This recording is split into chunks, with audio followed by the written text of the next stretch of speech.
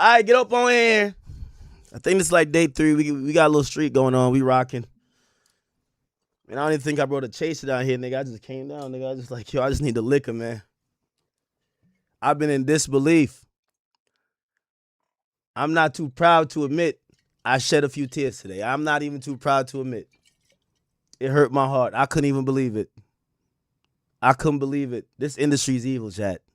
This shit is evil. This shit is evil. This shit is evil, chat. I see somebody in the chat who's that self-made. He said, Ack, you know you seen this coming. I ain't see this coming. I ain't see this coming. I ain't see this coming. I ain't see this coming. You know, I'm still a fan of this here culture. Like I hope you are. I still get a little giddy when I see my peers, my, people I look up to when they call my phone. I'm like, oh, shit. I walk out of a restaurant. Oh, I got to talk to, it's my guy. Somebody I look up to. I'm glad, like, we're peers. I never think that that's some Trojan horse shit. Because I would never operate like that. That's just not in my character. It's not in my character, man. Chat, unfortunately, my biggest fears have come true. While watching this really interesting thing that I think I've been so transparent to y'all about, telling y'all what's going on.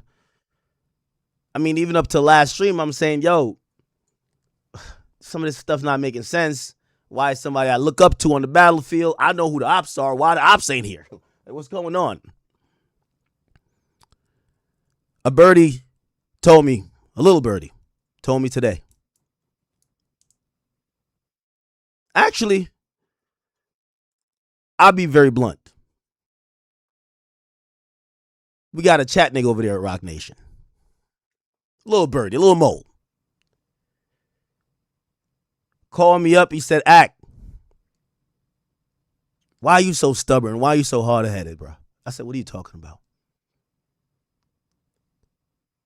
He said, do you got to throw Charlamagne the God's Rock Nation badge up on the screen for you to believe it, nigga? I'm like, badge? Like, what? Like, badge? Like, what you mean a badge? Like, bro, how many times you got to see him rock the hat?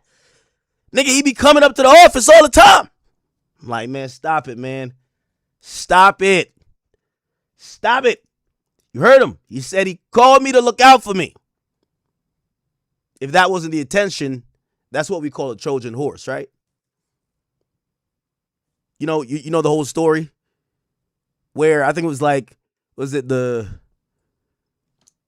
they sent a gift. It was the horse, but it had the soldiers in the horse. They took the gift. Like, oh, great. They didn't look inside the horse. Of course, they waited till nighttime. Everybody jumps out the horse. They kill everybody because they're sleeping. The Trojan horse. Basically, you got to rock your opponent to sleep. I'm like, nah, that's fairy tales. Like, no. My biggest op wouldn't send my biggest idol to rock me to sleep. No way. Fuck no. No, come on. No. The little birdie said, bruh, do we gotta show you the badge for you to believe it? I'm like, I don't believe it. He said, well, you're getting closer. And he led me down a path today.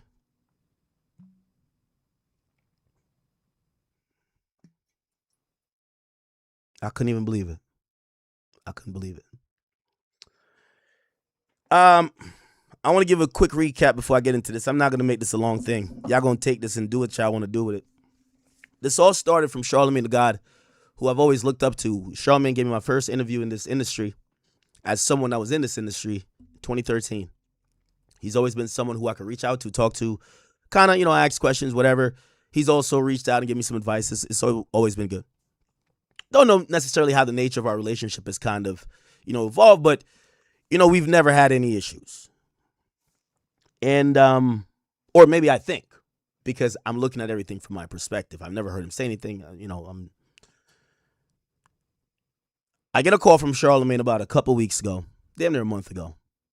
And he tells me there's some people passing around some documents that seem to be saying that you're getting paid for campaigns, And I told y'all like about 2 streams ago, I'm like, the inconsistent thing about this quote unquote warning he gave me or was trying to give me is that every time he was trying to give me a warning, it jumped to something else. Hey, I'm just warning you because people around you are stealing from you. Huh? Well, I don't believe that. Oh, well, I'm just warning you because people are taking money from politics and they're spreading propaganda. What? We don't do stuff in politics. Bro, I'm just warning you because, like, yo, you see your man's over there? It's moving. The last iteration of this is, bro, I'm just warning you because, look, Wall Street Journal is talking about poly market.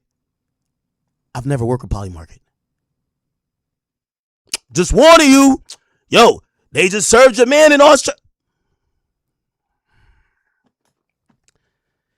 Now, I think I've been open and honest. And I think that's what's always going to be, I always said, like, my friend's always going to be my downfall. It's never an enemy.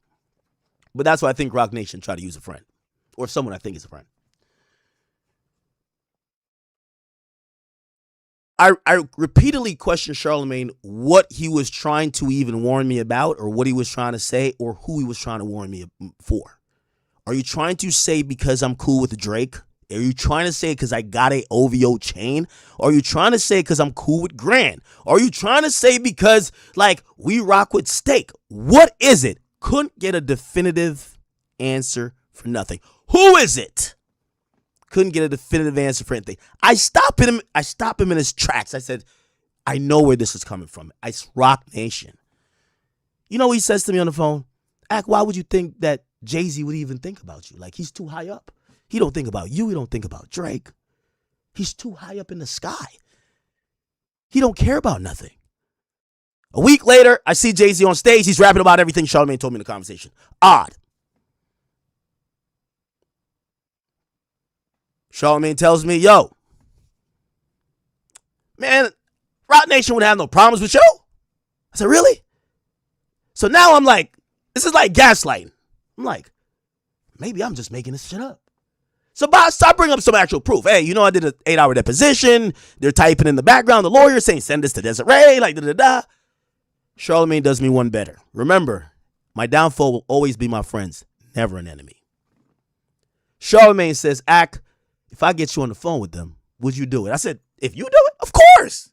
You're my mans. You're my media idol. He said, I'm going to call up there. He said, I'm going to bring this to the extreme top. I said, what you mean?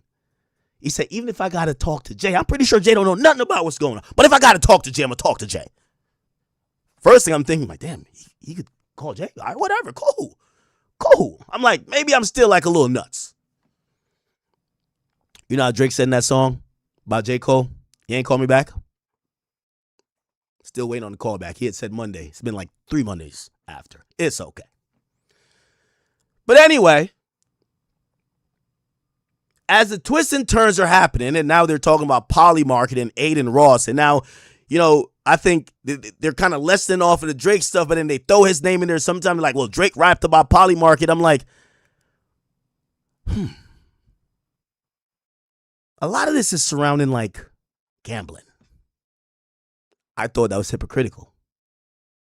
I remember Charlamagne, who was advocating for Jay-Z to get a casino in Times Square. But the birdie, the Rock Nation Mo, who hit me, said, Ak, it gets deeper than that. This is what they said. They said, did your media idol, your buddy old pal, did your media goat, the guy you call a friend, did he tell you his full involvement with Rock Nation? I said, full involvement? Nigga ain't got no involvement. Nigga, he said he called me as my friend. He said we're friends. He said we're friends. What's that song go? Friends are forever. Like what? I'm like, we're friends. They said, Ak, you're too smart to be this dumb. I said, what do you mean? Because I don't like when people tell me things about my friend. If my friend had any association to these people, my friend when I'm squarely telling him on the phone, I think my issue is with the biggest ops, which happens to be these people. My friend would tell me, I ain't gonna lie to you, gotta let you know, I work with your ops. My friend will let me know that. My friend will let me know that. My friend will let me know. My friend will let me know that. My friend.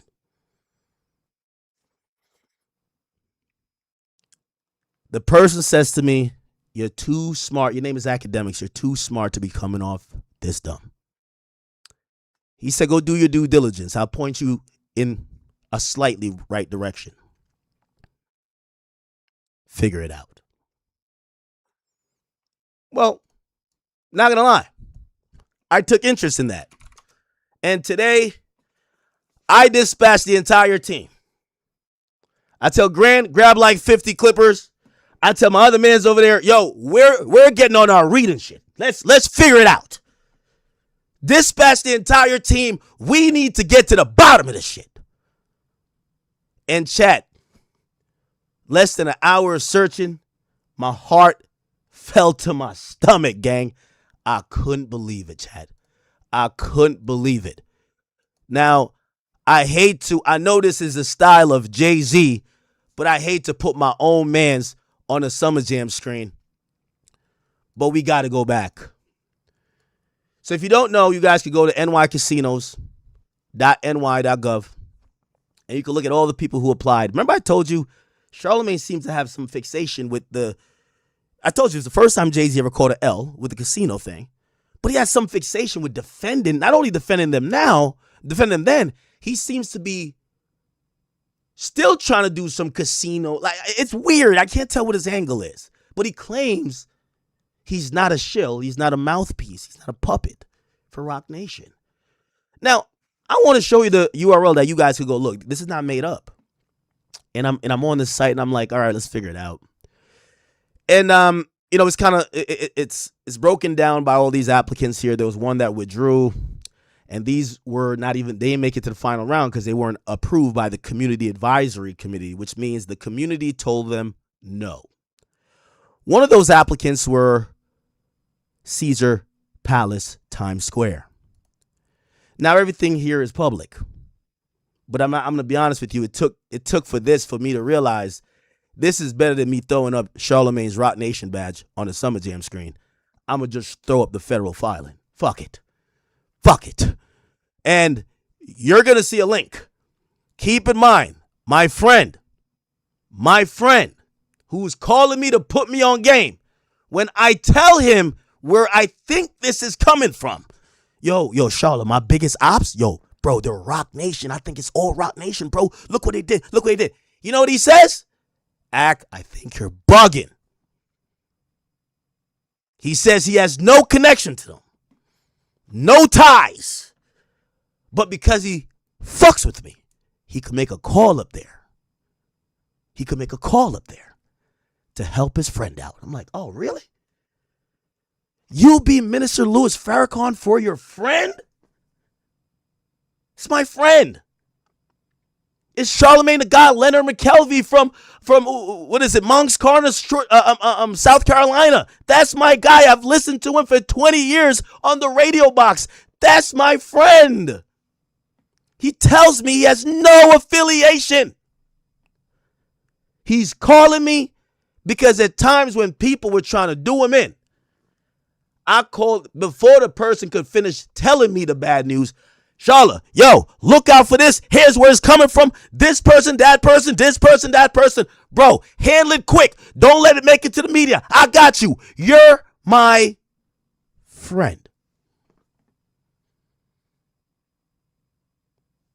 When he calls me and he says, Ack, I know you've done this for me. I'm returning the favor. I'm like, my guy. But it say never look a gift horse in his mouth, huh? So I'm on this site. I'm like, okay. And I say, let's look at the application materials. Let's kind of get into this. This cannot be edited. You'll see. It says newyorkcasinos.ny.gov. Okay. I said, well, they sent out the new Rock Nation talking points, and Wayno looked like he was so quick to make a video. He read the part they said, do not include telling people that Charlamagne had some financial interest in this casino. He fucking read the whole thing out. Thank you, Wayno. I knew, like, listen, I know you've been, Jay-Z's your guy, but I knew that everyday struggle training was going to come out of you sometime, okay? Thank you. But even then, I didn't believe it because I heard someone say, nah, that's not true. So I go digging for the truth. Now, there's a bunch of stuff that is filed with the New York government, okay? And when I go down, I said, let me look at the owners. Let me look at the owners. I click here. Okay, we're going to find out who owns this casino. Let's finally figure out, does my media goat own this casino? Okay. Does he own this casino? Hold on. I'm looking. By the way, big problem here. Live Nation, which owns Rock Nation, is listed as having financial interest. Okay? Now, let's keep it going. They file another document. But by the way, these are all companies here. I've looked through all. I'm like, what the fuck? It's showing Caesars, it's showing Live Nation, but I know Rock Nation is owned by Live Nation. So basically, Rock Nation has some financial, obligations with this company. Okay. Carter Enterprises, what's that? What's Carter Enterprises? Oh, S. Carter Enterprises. Who do you think S. Carter is? Okay. It's making sense. Look at this, what it says here. Look what it says. SCE Group. It's a SCE Group. It says, look at footnote 9. Ownership will be held by Sean Corey Carter along with certain affiliated entities and trusts. That's interesting. But my media goat is nowhere to be found. He's nowhere to be found. Maybe he's involved, but it could be a shell company. We can't go off speculation because my friend would never lie to me.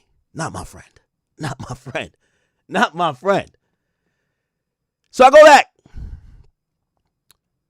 And I go down here. By the way, I also looked at this right here. Look. This is kind of spooky. No, not this one. Because at a point, they issued redactions that seemed to take out some names that, nobody could tell there's some like invisible owners that they've declared, but people don't know. It's kind of weird. That's why they say have revised redactions. Anyway, I go to conflicts of interest. I go here. Doesn't really say anything, but I see Rock Nation. Rock Nation has identified no direct or indirect conflicts or perceived conflicts of interest to exist with respect to this proposal. What is this telling me now? Rock Nation is one of the people who has financial interest if this goes through. But what does this got to do with Charlamagne? So I go down and I say, man, maybe this little birdie that's from Rock Nation who told me just like, he's just trying to gaslight me. Everybody's gaslighting Big Act now, okay? I see what's going on. They're all gaslighting Big Act. Then I click here, promoters, sponsors, and others, and I scroll down, promoters, sponsors, and others. SL Green, okay, who are these people? Caesars. Who are these people? You'll look. Some of these people are the CEO. They're the, chief financial officer. JP Morgan, Peak. So they're showing not only the companies that have significant financial interest or maybe equity or some ownership, but they show the people who are part of that organization. I scroll down a little bit more, and under Rock Nation, it reads these names. Sean Carter, Desiree Perez, Jana Fleshman, Angela Rye, Alicia Keys, and that's not my motherfucking media goat, Leonard McKelvey, a.k.a. Charlamagne, not under the Rock Nation banner. No, we got him, y'all. We got him, y'all. Chat, I refreshed this page 40 times. I couldn't believe it. No. I refreshed this shit 40 times, chat. I couldn't believe it. Under Rock Nation, Leonard McKelvey, a.k.a. it says known professionally as Charlamagne the God, according to how they tried to submit this to the New York State government, they claim that Leonard McKelvey was a part of whatever Rock Nation was going to do. Chat. Man, I fell down to my knees when the law came. I couldn't believe this shit. I couldn't believe this shit, Chad. I couldn't believe this shit, bro. I felt like when your rage caught his man stealing 100K. I couldn't believe it, bro. I couldn't believe it, bro. Keep in mind, it could have had Charlamagne's name just somewhere else, under a different category. By the way, what Wayno said is also not true. He said Charlamagne was there for himself. No, according to the proposal, him or anyone else, they were there because Rock Nation. They have financial interests, but they're under the banner of Rock Nation.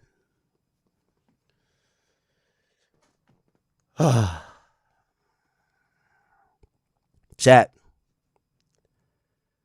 You know, this is why new media is important. I guess for whatever reason, Rock Nation got the Wall Street Journal to cook up some shit about poly market and prediction markets. I have a theory on what's going on. Jay-Z and them are about to try to now partner. Remember, this thing with Caesar is going to go through. They're about to try to partner with Fanatics. Fanatics just got granted a sports book.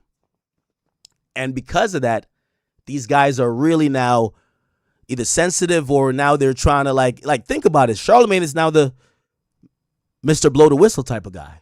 I thought he was too short after a while. I was like, this guy's Mr. Blow the Whistle. He's like, nah, what's up at Poly Market? Charlamagne, who's a hip-hop pundit, or supposed to be, is trying to call out Poly Market, Stake, anything that would go against what Rock Nation Initiatives is, because Rock Nation is trying to partner with a casino. He's listed, chat. If this, to me, this is better than the goddamn, this is better than his employee badge. This is a government document that lists the founder of the company, the CEO, and I could look up this person. I think they have a position there too. Jana.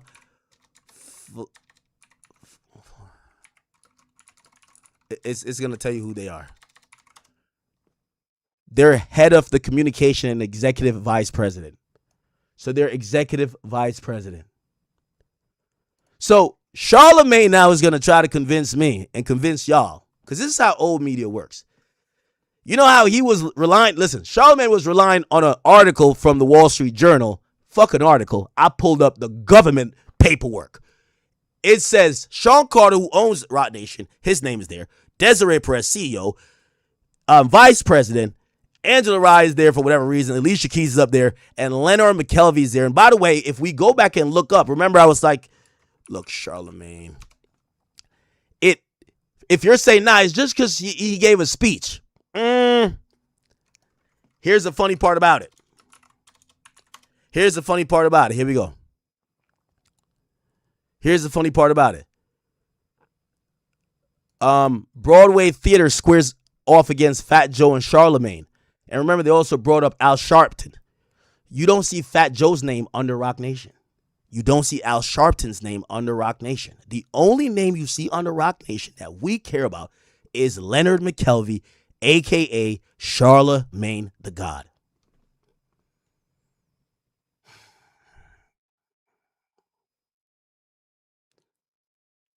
So let me ask y'all, do y'all think my friend, when he picked up the phone a couple weeks ago to give me a heads up, and I told him, because he was saying, I'm giving you a warning. I said, about what? He changed 5 reasons why he was giving me a warning. Then I was like, well, I think I know who is doing this. My biggest ops is Rock Nation. And he says, well, why would you think that? These people don't even know about you. Then he says, I said, nah, man. He says, listen, I got nothing to do with them, but I could make some calls. Do you think he forgot to mention to his friend me, hey, by the way, I'm on a legal document of declaration that I am under the umbrella of Rock Nation for the casino proposal that was just turned down a few months ago. Do you think my friend forgot to tell me that? Do you think he forgot? You know, I drink a lot. Maybe he drinks too. Do you think he forgot? What do y'all think? Do you think he forgot?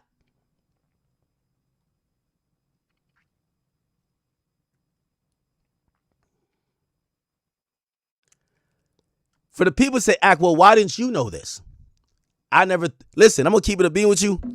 This type of move I expect from Ty Lil, the backdoor special. You get what I'm saying? This is crazy.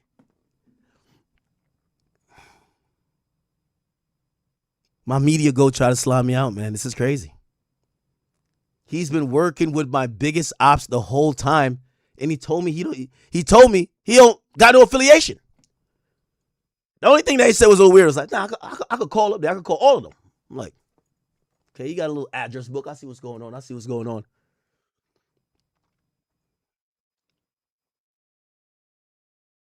No, this is crazy. Somebody said you probably recorded a conversation. You think Charlotte wore a wire? Checking for a wire or earpiece?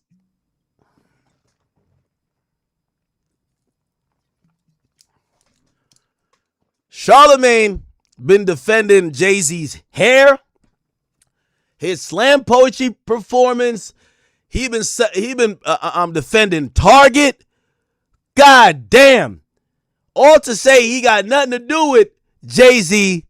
Now we see him in black and white. We see him in the government files. It says Rock Nation.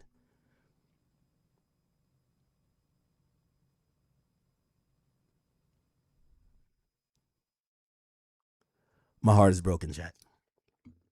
My heart is broken. My heart is broken, bro. I'll tell you why. I know this industry is evil, and I know there's a lot of liars. I've always liked Charlamagne. He came across to me as someone who would rather tell the truth and be seen as the outsider and seen as the villain more than the guy that would lie to your face to be liked. But in the back, they're sharpening their knives, waiting for that moment. My boy's name is under there. By the way, Angela Rye is one of those people too. It's like one of Charlamagne, he got tentacles to her. Like I used to watch him dispatch and send her out to like handle stuff. She hasn't been relevant for a while though.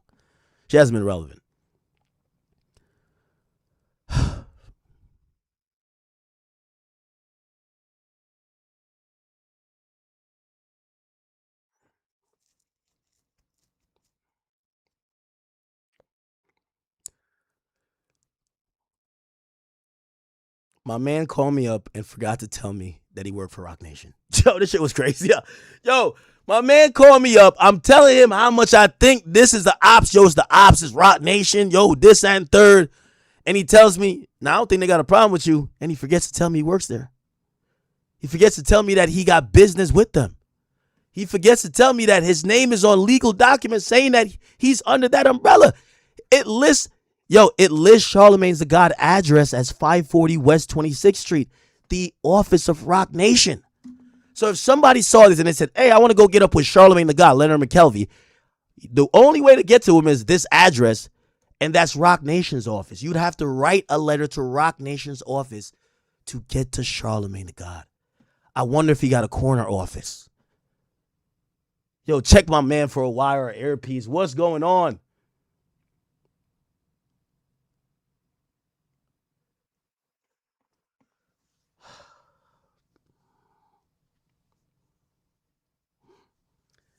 This is taking a turn for the worse, chat. This is taking a turn for the worse. Where do we go from here? This whole time, I'm kind of like looking at Grant. I'm like, yo, Grant, like, you know, that's still my media goat. Still like, hold on, I know he kind of going at YouTube, but chill. You know he don't got nothing to do with Rock Nation. He just like him some Jay-Z, man. He don't want Jay-Z to get him fired from the Breakfast Club again. Or get him fired again. Then all of a sudden I see the paperwork and I'm like, Rock Nation? Yo, chat, you know what moment I had? I had this moment right here, chat. I promise you. Hope they don't kick me off YouTube for playing this. Remember when the nigga found out Heisenberg? You know that nigga. Heisenberg gets caught. Nigga, this is the, bruv. This is the fucking look. This is, look. This is me today, chat. My perfect silence. This is her. To WW, my star, my perfect silence. WW. I mean, who you figure that is, yeah? Woodrow Wilson? Willy Wonka? Charlamagne the God? What the fuck? Walter White? You got me. That was me today, chat. Oh my God.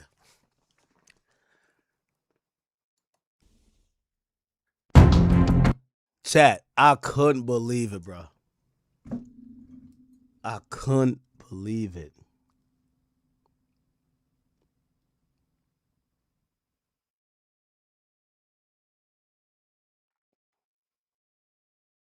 I couldn't believe it, bro.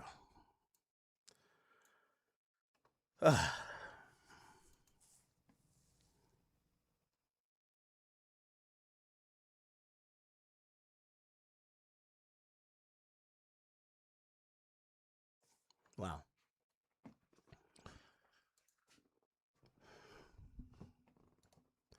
Let me refresh this page. Like, maybe this shit is not real. You know what I mean? Like, this shit might not be real, bro.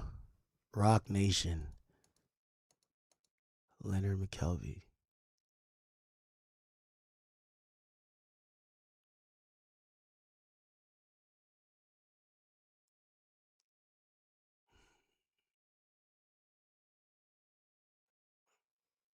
Damn.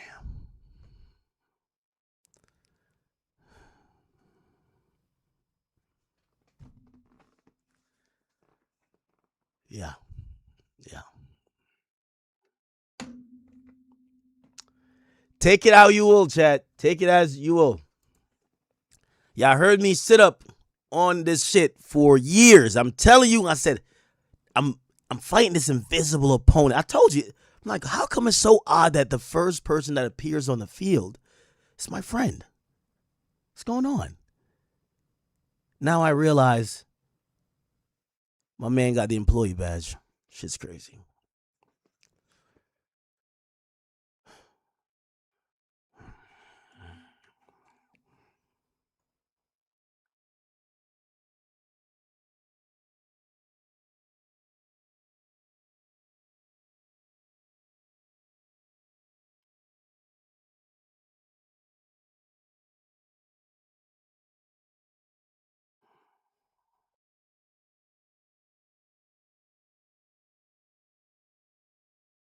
Man.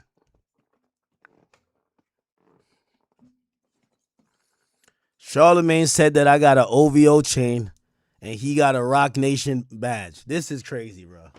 I got the OVO chain, he got the Rock Nation badge. This shit is bananas, bro. This shit is crazy. At least I showed off my shit on the gram like, yo, that's me and the boy. We kicking it, man. OVO act in the building. Charlamagne got Charlamagne got his 10% discount off the 40/40 club, and he just hid it in his pocket. The nigga ain't even tells he got hired. He just like, yo, he just hid it in his pocket like, yo. Yo, this is crazy. For all the YouTubers out there, I know y'all gonna be like, nah, Act just did some AI shit. Nope. I'm gonna walk y'all through it. Where y'all gonna go to? Okay? Y'all could Google it, or y'all could just go to Here we go. nycasinos.ny.gov. It's a .gov website. You know I can't finesse this. When you go there, hit applicants. Hit applicants. Okay, by the way, the 3 that won are here. Resorts World, that's Nas, Hard Rock, and Bally's. Okay? Now, the ones that weren't approved, you got to go to Caesars. Caesars. Wait, hold on. Ironically, 15 Broadway, Manhattan.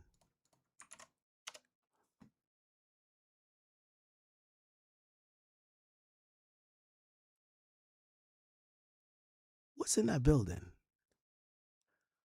Oh, shit. This is so ironic, right? I remember one day going up to, I think it was VH1 or something like that. Charlamagne was trying to bring back, what you call it again? Yo MTV Jams, and he wanted me to be a part of it. That address, so, chat, I've been doing my shit for most of this time. I know y'all might think I'm like a little in the shit now.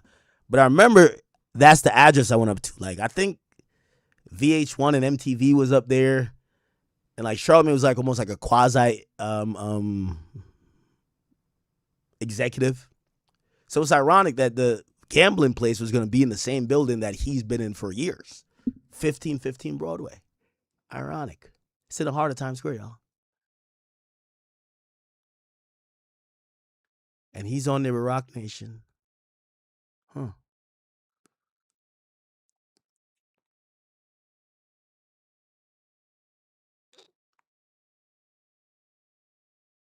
I bet I don't look so crazy after all now, huh?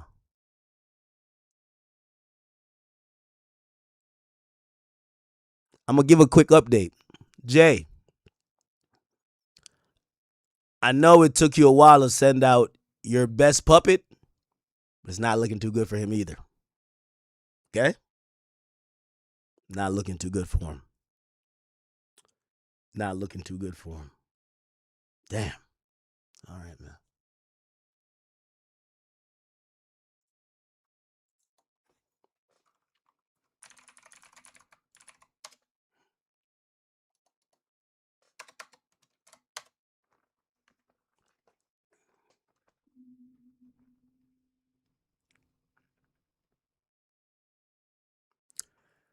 I see Alex Media on the text. Hey, Alex, y'all reading out grand messages, so I got to read out when y'all text me too. I got to keep it fair. I think at this point y'all should know. I go kind of crazy behind my man Grant. That's my man. You know what I mean? Like, we've been locked in doing a lot of things. Anyway, Alex, I see you having a new show. I'll give you a shout out. It's fine. Alex Media. I don't know if Charlamagne miscommunicated to you the talking points of Rock Nation, but I watched a few of your videos, and I don't know if your new show doesn't have a wardrobe budget, but trust me, it was noticed that you had the Rock Nation hat on while you were talking about and saying the same shit that Charlamagne says, which are the Rock Nation talking points. And we just proved that Charlamagne is a Rock Nation goddamn employee, or at least he got money with them. He's getting some type of financial situation with them. They busting up bread. But it's interesting. You got your new show going on. You got the Rock Nation hat booming. How come I never seen this shit at Liz? How do y'all get one of these? Don't tell me Charlotte brought this back from The Office now. Did Charlotte bring this back from The Office? You remember when Charlamagne would always rock some Rock Nation shit when Dame went there? I'm starting to think that, how come Charlamagne got also, I've never got a Rock Nation hat, ever. How does he have like the unlimited supply? Anyway, Alex Media. Since we're now kind of clarifying what's going on, I'm going to need you on your new show to be accurate, because you're stepping into the journalist lane. You're a great producer. You produce content. Shout to us at WTF Media Studios. Good job. But once you get on that mic and you start being a broadcaster, we're going to need some factual shit from you now, all right? Not that propaganda that Charlamagne is telling you to do on behalf of Desiree Perez and Jay-Z, okay? No. You seem to be running with what Charlamagne is saying, and now moving it to Polymarket. Well, sir, there's nobody in hip-hop. Aiden ain't hip-hop, my nigga. Okay? Like, when I mean hip-hop, he's not hip-hop media. There's nobody in hip-hop that's even working with Polymarket. Yes, Drake mentioned them, right, in a rap, but you can't point to any influencer, commentator, any even page that works with them. How come y'all argument has gotten to Polymarket? Why is Rock Nation moving y'all off on that script? Anyway, let's listen to Alex Media. Journal just released this report about the practices that these gambling casino sites are using. One of it. By the way, I'm going to need you to be a journalist too, Alex Media, and need you to ask Charlamagne, should Wall Street Journal have also ran an article about when he said verbatim that the casino would be the best thing for Times Square, New York City, the biggest city in the world. He said the casino that he had financial interest in under the umbrella of Rock Nation that Sean Corey Carter and Desiree Perez had financial incentive in. That would be the best thing for New York City. But now his rhetoric, and your rhetoric too, which I think is directed by him, is now saying how bad casinos are. How does that work? How is Jay-Z Casino going to help the community, but now other casinos are hurting the people? Hey, Alex, anytime y'all want to just apologize to Grand, we'll just bring it back down, okay? I ain't going to lie to you. Grand working 28 hours a day on y'all niggas. I'm not even capping. Shout out to Grand. Is that they are paying influencers to pretend to gamble online. Did they pay Charlamagne the God to give speeches at the town hall meeting, which still didn't work? Imagine somebody you look up to, and then they're using this site, let's say Polymarket. They keep saying Polymarket. Or Stake or whatever one of these gambling casino sites. And it looks like they're winning. Looks like, oh shit, you use this site, you win all the time, you win big money. But they're making dummy sites where there's not real bets, there's no real money being lost, and now you're tricking your followers into gambling their money, thinking they're gonna have the same chances as you. So it's like Alex, I see you on the text. Hey, Alex, I'll call you. You're down to get called. Listen, these days, after that call that Charlamagne did, everything. Listen, I might have to start recording y'all. I want to talk to y'all on the public airwaves because I'm thinking Charlamagne called me off his personal phone and had the Rock Nation burner phone in the background with Jay-Z chuckling like a camel and Desiree Perez giggling like a snitch, and they were listening to my convo. So from now on, let's talk publicly in front of the masses. No more private conversations because I talked to Charlamagne for 3 hours and he forgot one little detail. Hey, bro, did I tell you that when Jay-Z went to go get his casino, I was under the Rock Nation banner? Huh? What, nigga? What the? Nigga, you know how quick I would have got the fuck up and be like, let me get the fuck on out of here, nigga. What the hell? So, Alex, I see your text, but I will not be responding via text. You have a show to promote anyway. I will call you and we could speak if you're down to speak. I don't know if Rock Nation has to give out the press. Maybe they got to give out the press details. But this is why I said, when Charlotte said, let's sit down, I'm like, okay, this is like some psyop. No, you don't. So after I've unveiled that Charlamagne is now working in cahoots, working for, working with, busting down the bread with Rock Nation, I got to check him for a wire or an earpiece. I got to be honest.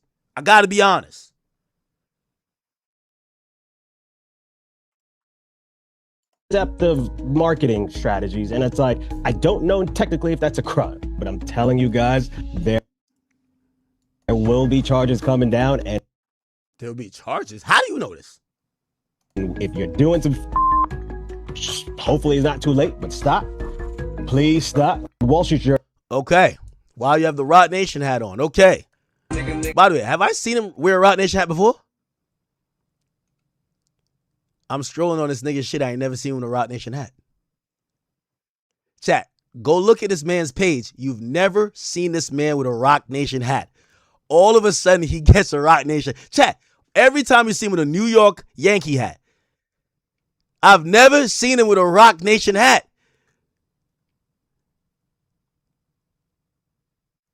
We got to check him for a wire earpiece hat. No way. We've never seen him. Look, New York Yankee hat. Now he's talking the same lingo. He's talking the same lingo as Charlamagne, and he's wearing this hat. Chat, am I going crazy?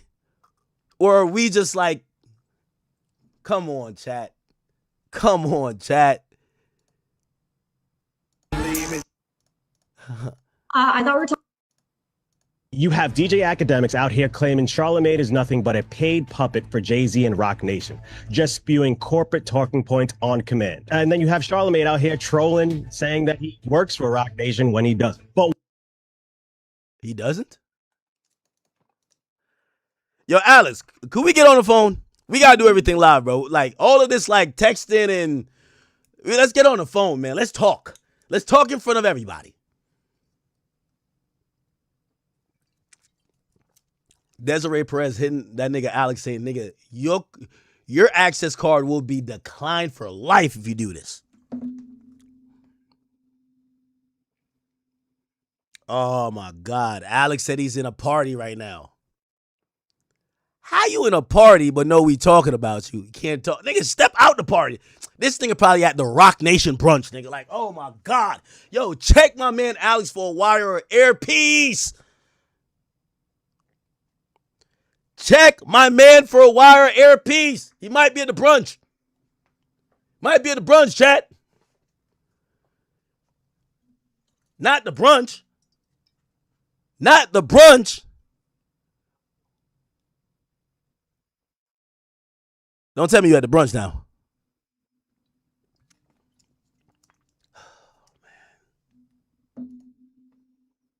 while they play these games back and forth, the real machine is doing damage in the background. We are witnessing the absolute weaponization of hip-hop media, because right now, the beef you see on your timeline is not about music, it's not about authenticity, it's a multi-million-dollar scheme funded by Rock Nation, by offshore gambling casinos. You have betting platforms like Polymark caught red-handed by the Wall Street Journal, paying influencers to post fake winning bets on dummy websites to lure you into gambling your money away.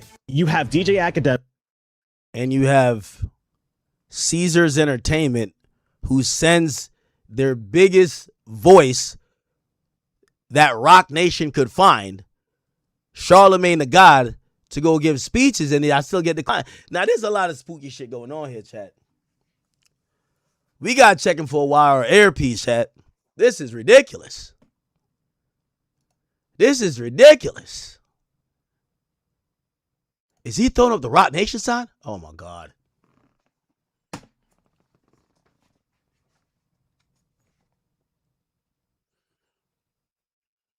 Nigga got initiated like a week ago, man. That shit's crazy. This shit is crazy. The Book of Hove? Yo, this is ridiculous. Yo.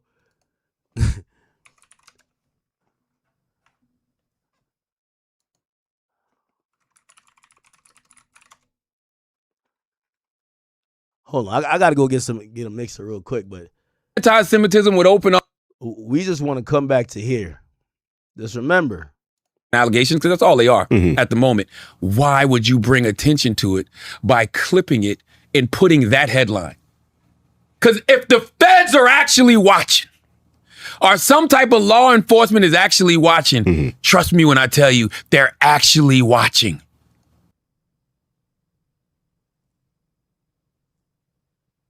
Now you got to pat Charlamagne down. I ain't gonna lie to you. You got to pat Charlamagne down, bro. Hold on, let me get a mixer real quick. Why would you, who's connected to these people, Academics TV, George Wynn, why would you post this headline? Charlamagne accuses Drake of committing a white-collar crime. And look at the caption. Bruh's new fear-mongering talking points dropped, and they want you to think Jay-Z did nothing wrong partnering with Target, but Drake is now committing federal crimes, shouting out Polymarket. Who's Bruh's? Me. Oh, like bros? Yes. Play it, Taylor. Play it, Taylor. Poly Market ran a deceptive marketing campaign that paid creators to bet on Drake's album release date. And in that song, he said, "Shorty keep asking the date. She trying to finesse Poly Market for bread. First white collar crime confession." You know what you cut out? You cut out the fact that I was quoting an article from the Wall Street Journal. You did that on purpose because you don't want to direct nobody to that article in the Wall Street Journal, which is why it is okay, George, to shut the fuck up. Because if you don't post this on Academics TV, then I don't come on Brilliant Idiots podcast and read all of that shit and direct people where they should go get this information. Well, don't shut all the way over. Grand chill, We're getting a lot of content. Grand chill, man. We're getting a lot of content out of this. And I'm sorry if I'm mispronouncing your last name. But I don't have no issue with none of these people. I just keep wondering why the fuck my name keep coming up. Oh, that's what Charlamagne was saying. Why they keep bringing me up? See, Charlamagne is so slick. Why y'all keep bringing me up? Why y'all keep bringing me up? Look.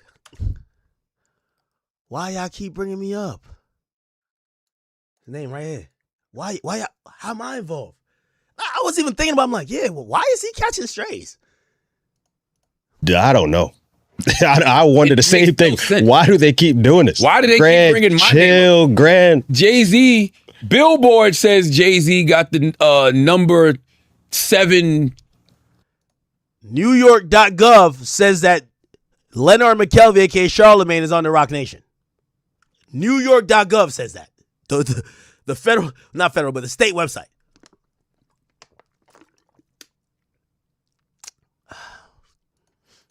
Song of the year.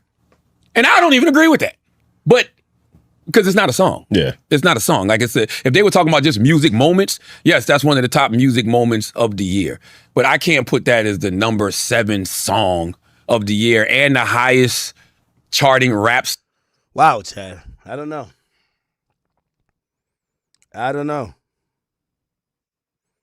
Of course, Wack is on the line. I didn't even get it from the spies. I'm going to tell you the truth. I didn't even get this from the spies. Wack. Man, I'm not going to lie. Is it on? Because Adam's telling me it's on, so I'm dropping more nukes. I got more shit from the spies over the last couple days. Wack, I almost shed a tear today. Yo, my man called me as my friend. We talked for 3 hours. I said, I think a lot of this is coming from Rock Nation. He said, Rock Nation? They don't know nothing about you. He says he got no involvement with them. He don't know them. He don't work with them. I look up online on a New York state government filing, and they have a filing for a casino, and under Rock Nation, it lists these names: Sean Carter, Desiree Perez, Leonard McKelvey, a.k.a. Charlamagne the God. He said... Oh, so they call him Lenny. Yeah. Listen, I just read... Bro, listen to me, bro. Lenny, my spy number 1, and they know this dude very well, says, right, that Lenny intentionally blocked Wax's permits on a butcher shop, right? Him and Karen decided to fire Wax before the story broke. They also told me that Charlamagne... How do you know all this shit? Bro, you want me to send it to you? So, Wack, how do you know? How do you know all this shit? And the condo that Adam read last week that said he stayed in Fort Lee with the other shit going on, come to find out is Wendy Williams' husband, ex-husband, Kev's condo. So I called a few Kev and they said, yep, Charlamagne stayed there. Kev had to put him out because there was some freaky deaky shit going on. And when they called down there and hollered at his father owned the club, they said that his father had caught him in the back parking lot doing some things he wasn't supposed to be doing. This is facts, bro. Buckeye in Fort Lee. Oh, Buckeye. Some chick named Buckeye he was dealing with in Kev's condo. And date, rape, drugs, 2 college girls. I got to get the information on that. What? He got look. You think I'm bullshit? Look, I can't read it. I'm not making this up, bro. These is notes. You seeing this shit? Who wrote these notes? They're telling me this shit, so I'm jotting it down. Look at the date. They're telling me this shit, so I'm jotting it down, bro. Okay. So I'm telling you, he blocked DJ Envy's renegotiation, and Envy's gonna know this. Indy's going to know is at any point in time when renegotiations happen, if some funny business started to happen. And Wax is going to know if his butcher shop permits got blocked. And we got the chicks that's coming to the table that's walking around who was doing the other activity. Now, I'm sorry, Act. Whack. I'm just still in shock. I can't believe that my man is tied in with Rock Nation like that. It's like, what did I tell you? Whack, it's like, you know, I've been talking for this nigga over a decade. He ain't even did an interview with you in over a decade. What's wrong with you? Yeah, but I don't think I would ever, like, this almost feel like he snaked me. Like, I think he should have told me, like, yo, bro, like, I ain't down with their program, but I do work with them. How you gonna let me find out? Yo, imagine finding out your day one man, you found out that he's wrong. When you get down to the county and you see his name in the paperwork, Whack. You see his name in the paperwork. I mean, he been telling on you for 10 years. So is it on? Because if it's on, I'm going to notify these people to keep sending it. Whack, man. Man, I still don't even want to make the call, man. But this is crazy, right? This is Lenny. This ain't Daphne. Okay? Snap out of it. Wait, Adam, what do you think? This ain't Daphne. What does Adam think? I'll be like, I get it. This is Lenny. What does Adam think? About what specifically? I mean, so today I got the revelation because before Charlamagne is saying I have no attachment to these people. I don't really know them. Someone told me, hey, listen, that's not true. Desiree Perez got Charlamagne like his first therapist. And I'm like, huh? And then I now see a state document that underneath Rock Nation, it shows all of the people that fold up under that umbrella, and Charlamagne's name is there. Yeah, I mean, I would be shocked if he wasn't some sort of, Rock Nation puppet at this point, because the way that he pivoted out of originally reaching out to you and speaking about it on the Breakfast Club, on Brilliant Idiots, and saying how this was all about you spreading misinformation or about Grand or whatever, and then he pivots right out of that and starts to claim that, oh, no, actually it's about crypto, actually it's about clipping, actually it's about stealing money. I mean, it's just like, that to me right there is like, why should we take anything at face value coming from Charlamagne at this point? I feel like Charlamagne may not realize it, but he is torching the good name that he built over these years by trying to do this shady, underhanded business. Yeah, but he specifically told me I don't work with he told me he has no involvement. When a person is trying to hide something, he told me he has no involvement. Like, I'm gonna be honest with you, I thought like I would never get confirmation. So when I found it today, I'm like, no fucking way. Hey, bro, listen, this is all I'm gonna tell you. I got some key sources some key sources we can get on the phone with. Listen to me, bro. Key sources, real names in this game that I spoke to over the last couple days. I got 2-3 different situations. If it's go time, it's go time. If you want to get on the phone and hear it for yourself, no problem. Right. The only thing I'm gonna say, he got a family, man. He has a family, and I mean, this is shocking. This is crazy. This feels like a backdoor. But family, shit, he got a couple families. He giving a chick $250,000 on the side. Stop it. Stop it. But look, Wack is also saying that he's got evidence that Charlamagne is gay. Do you buy that? Bro, listen. I mean, I wouldn't know. I wouldn't know. Like, I mean, he makes homosexual jokes and stuff like that, but I think that's just for shock value. I mean, I just kind of look at it, and this is where, like, I would stop Whack, and I'm like, Whack, he has, remember when you were going at it with Big U, but certain lines you wouldn't cross because you're like, his family. I don't know his family, but I've always heard him speak about his family, and I have respect for the fact that he got a family and the fact that I had a relationship with him. That's why I'm like, let's not, because I know the nuke you're going to push, you're going to have him sleeping. You're going to have him sleeping in a hotel or a condo. I know that. Well, I mean, the only thing I'm saying is this, bro. These people are calling me. Look at your text. You don't got to say nothing.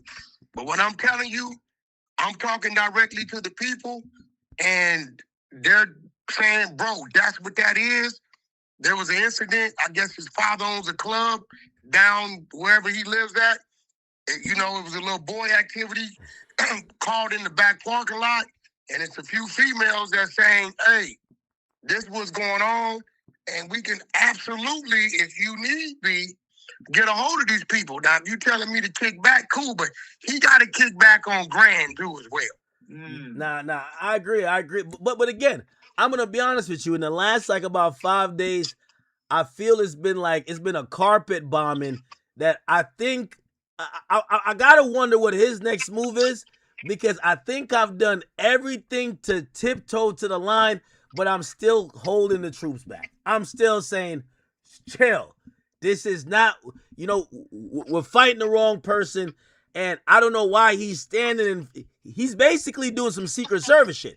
He's standing saying, shoot me, take me out. And I'm like, it makes sense now. He works for these people, but damn. Listen, just let us know, bro. The information's coming in 24/7. How you got more info this time? How'd you get more info? Bro, you think you want me to send it? I'm going to send it to you, bro. You know, I send you the whole shit. I'm gonna send it, bro. So whoever this person is, they know him because how they talking, how they addressing them. It's one thing there, because you're my brother. I don't keep nothing from you. That I would never say in the open, but I'm gonna leave it there just so you see it, right? Just so you see it.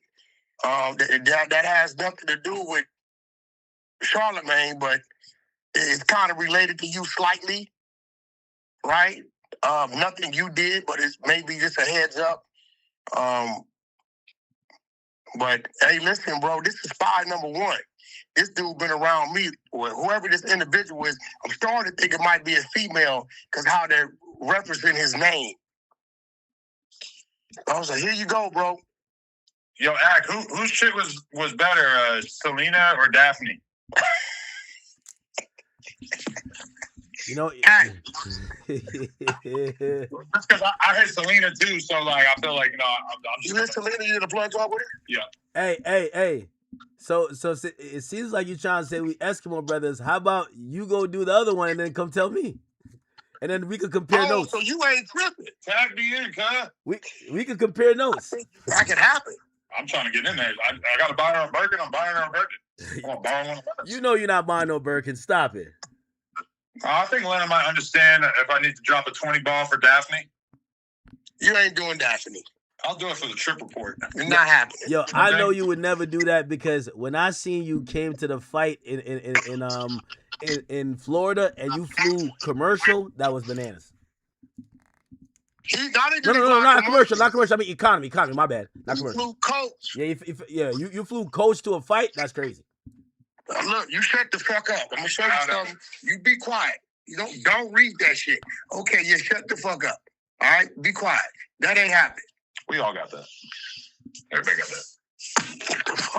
Oh no! I know. Yo, did you see the screen record? Yo. I'm not even playing with that because you broke. So Yeah. Hey, listen. You know I'm smart. I give you the lowdown off of this. Nah. Come on now. Yeah, we talk later. I'll be hollering at you on the way home, bro. All right, man. I think they're doing the Adam and Wack show. No, Wack is coming with like some super personal stuff, and I'm like, bro.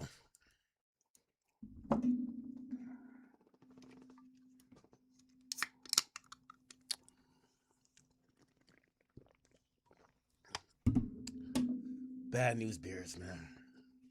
All right. Where do we go from here?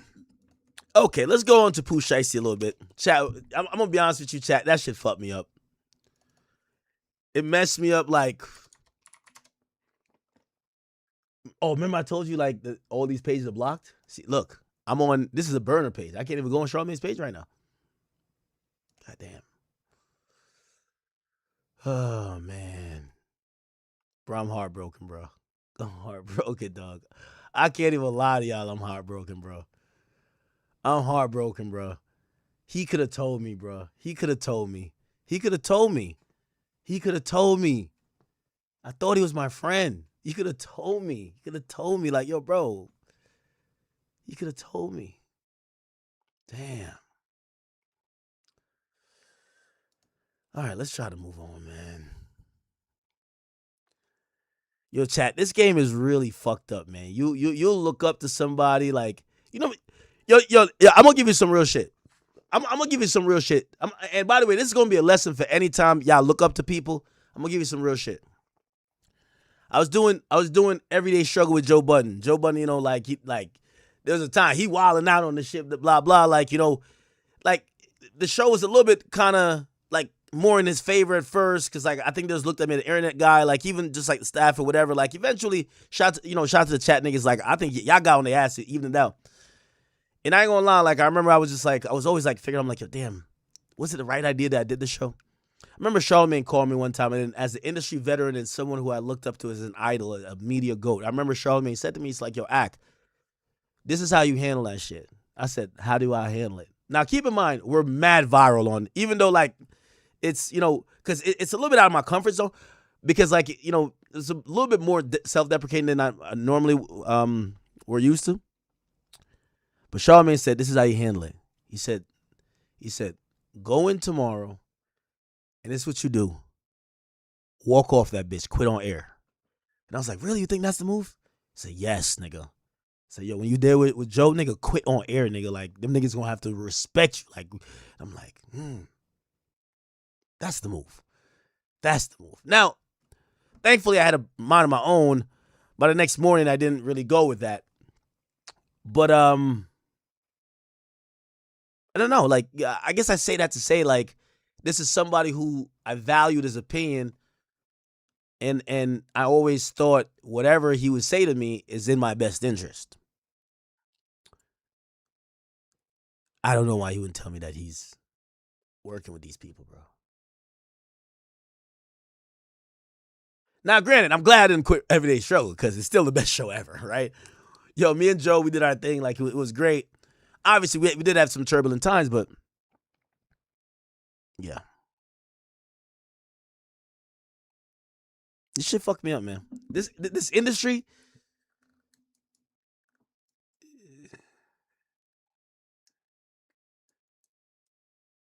this industry is something else. Okay. So we've all seen the video of Gucci Man getting robbed by Pooh Shiesty, and also he was forced to sign a document at gunpoint. If you haven't seen the video, here it is. Oh shit! You dropping this dumb deal. So let them know it's a done deal. Why is it done deal?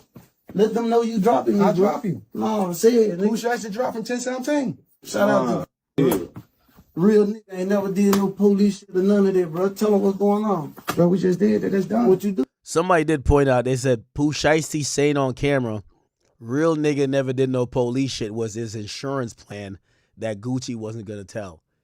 Here's the one exception. When you say real nigga never did no police shit, well, forget about Gucci. Let's think about the police shit you're doing. Okay? Y'all went to Staples, printed out a document. They got the document from the Staples. Y'all got the camera phone recording the gun and recording the kidnapping and the damn near forcing of the signing and the robbery. Nigga, you're doing police shit, right? Like, it's not Gucci doing police shit. You're doing police shit. You have the camera out recording a damn near capital felony. You're doing police shit. Not Gucci. Dude, you dropped. You said you want to be dropped, you dropped. Signed the paper. I signed the paper, it's done. Shit, oh, shit. You dropped this dumb deal. So let them know it's a done deal. Why is it done deal? Let them know you dropping me. I drop you. No, say it. Pooh Shiesty dropping 10-17. Shout out to real nigga ain't never did no police shit or none of that, bro. Tell them what's going on. Bro, we just did that. That's done. What you do? You drop. You said you want to be dropped, you dropped. Signed the paper. I signed the paper, it's done. Shit, oh, shit. You dropping this done deal. So let them know It's a you done going deal. on, bro. Why it's a done deal? Let them know you dropping me, I bro. drop you. No, say it. Who should I say drop from 1017? Shout out to Real nigga ain't never did no police shit or none of that, bro. Tell them what's going on. bro. We just did that. That's done. What you do? You drop. You said you want to be dropped. You drop. You signed the paper I and signed the paper. It's everything. done. Shit. Oh, shit.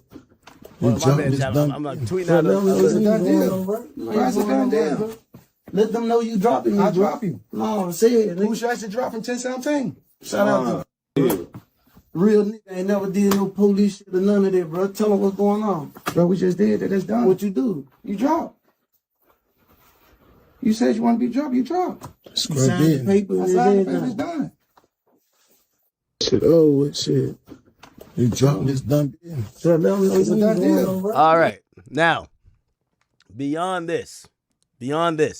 So his former lawyer, Bradford Cohen, if you don't know, Bradford Cohen started off with his first case, got him out, or not got him out, but got him the arrangement where he was doing that time, and then he was on supervised release. Bradford Cohen gets hired again for this case, but Bradford Cohen, after showing up to the initial arraignment, he, I think it was a conflict of interest or something like that, but he fell off the case. I think he may have worked for like Roderick Davis before, and he didn't want, I think there's probably a thought of he might know something about Gucci as a lawyer that might be proprietary attorney-client privilege that could be, contentious if the prosecutor feels that they're now attacking their main witness based on what the lawyer knows, not what should be known. Anyway, Bradford Cohen, great attorney, we love him. He's been a friend to me. He gave his opinion about the video now being released, and he called out the Department of Justice for leaking the video or allowing the video to be seen by the public, but he still is not that gloomy about the chances that Pooh Shiesty could still beat this. Check this out.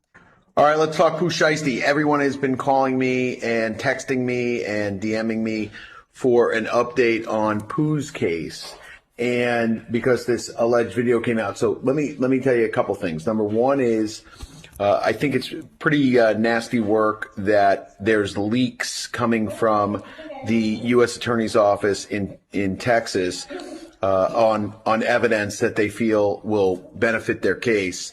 Of course, they're not leaking evidence that will not benefit their case. That's the first part of that. Now let's look at the actual video itself. It does not negate my argument, my legal argument that I made at the bond hearing of whether or not this is a kidnapping case. The legal definition for federal kidnapping, this does not meet.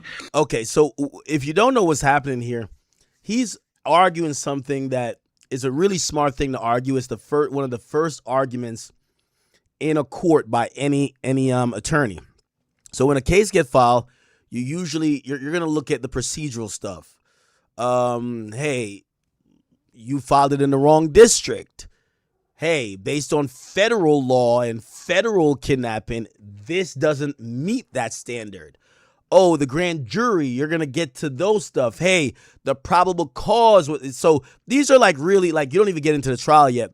And his defense was what they're charging Pooh Shiesty for. So he's not arguing that Pooh Shiesty didn't do nothing. He's arguing that what they're charging him for, there isn't proof that he did, because the statute that meets the federal guidelines for kidnapping require other things. He's going to explain.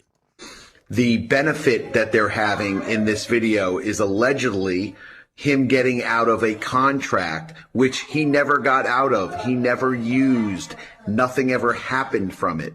So it doesn't change my argument that this is not a federal kidnapping charge. This is not a federal case in itself, because it can't come in with the Commerce Clause.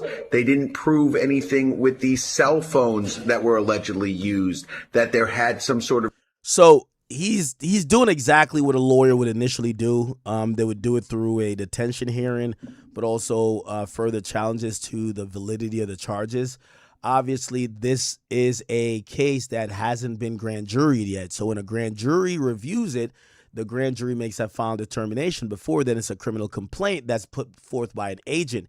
You have way more ability to challenge that, and usually rule of thumb in federal court, if you don't get a grand jury indictment within about like 90 days or so, that case is shaky, because basically it means that U.S. attorney is going forward with it, but it's only based on the U.S. attorney's signature and the affidavit of a sworn affidavit. That's called the complaint of the federal agent that worked the case. So the thing with court, you want more people to see it and vote or decide that someone has to go to trial or even go to jail.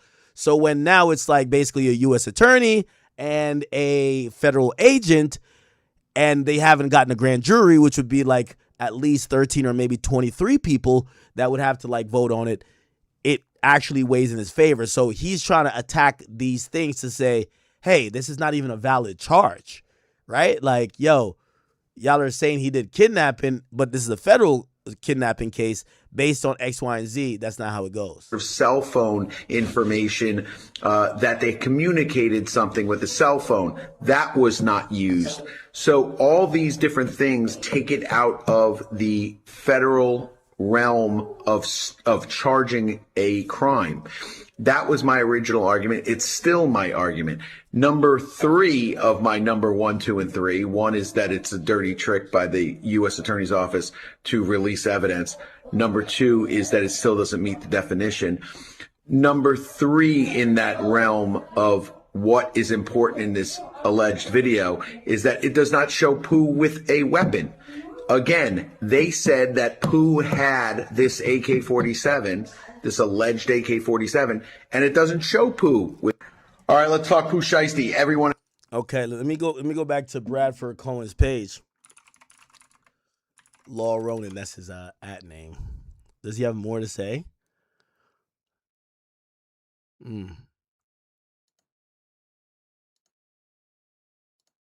Let's talk Pooh Shiesty. Everyone.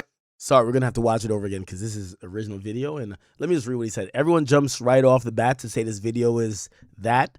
This video is a guarantee of conviction. My opinion might be controversial, but I don't see it that way. Why? Because it still needs to meet the definition of federal kidnapping.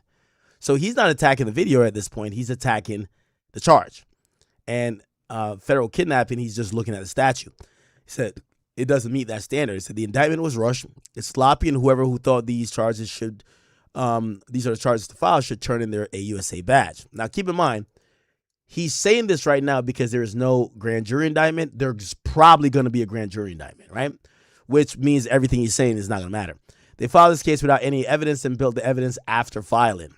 The government does that at times. It's a sloppy way to do a case. As the FBI agent testified during my roasting, and he's now saying his roasting, they didn't have a video, pictures, or anything at the time of the filing. Now, is that the correct way to do it? Maybe in state court, but not what you expect from a federal prosecutor. I believe there'll be many motions argued on this one, so I wouldn't count out his legal team yet. So there are going to be a lot of things to try to suppress this video, right? Remember, sometimes you think they got the proof. Remember, they had like a phone or like a camera with young boy holding a gun. They gave him a gun charge. Eventually, through many court motions, that motion to suppress that evidence was actually granted.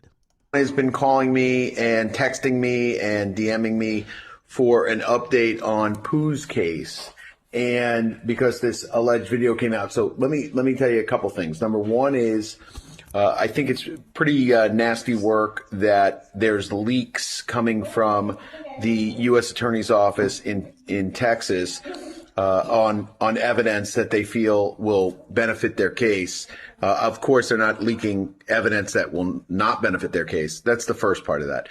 Now let's look at the actual video itself. It does not negate my argument, my legal argument that I made at the bond hearing of whether or not this is a kidnapping case.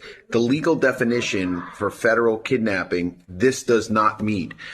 The benefit that they're having in this video is allegedly him getting out of a contract, which he never got out of. He never used. Nothing ever happened from it. So it doesn't change my argument that this is not a federal kidnapping charge. This is not a federal case in itself because it can't come in with the Commerce Clause. They didn't prove anything with these cell phones that were allegedly used, that there had some sort of cell phone information, that they communicated something with a cell phone. That was not used. So all these different things take it out of the federal realm of charging a crime. That was my original argument. It's still my argument. Number 3 of my number 1, 2, and 3. One is that it's a dirty trick by the U.S. Attorney's Office to release evidence. Number 2 is that it still doesn't meet the definition. Number 3 in that realm of what is important in this alleged video is that it does not show Pooh with a weapon. Again, they said that Pooh had this AK-47, this alleged AK-47, and it doesn't show Pooh with an alleged AK-47. It shows someone else with an alleged AK-47. So there's still things in this video that still help the defense.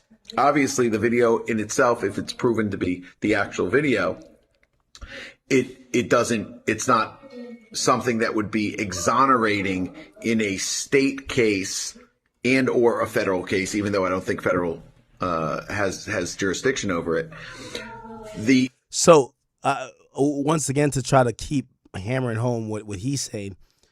So he's saying the first angle he would take is a jurisdiction situation. That's usually the first thing that lawyers look at. Hey, did you file the case in the right place?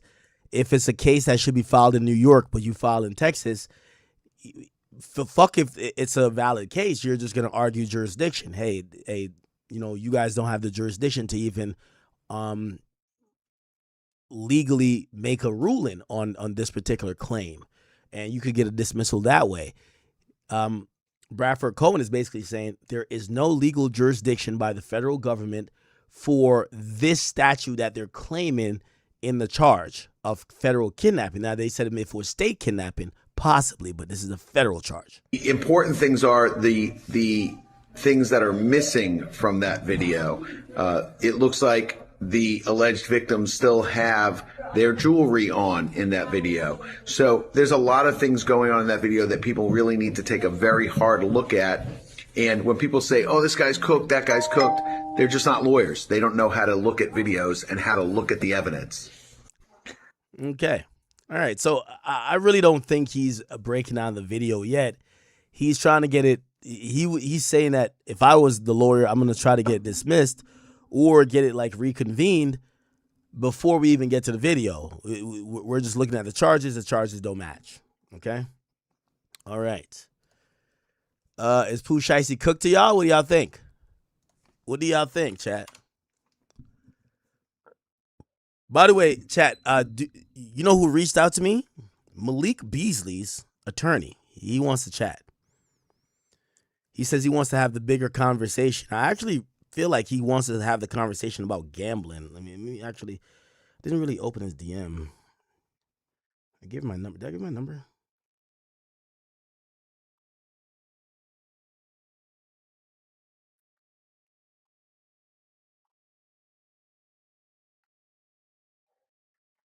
I'm going to tell him, need you on my stream, or where are you based?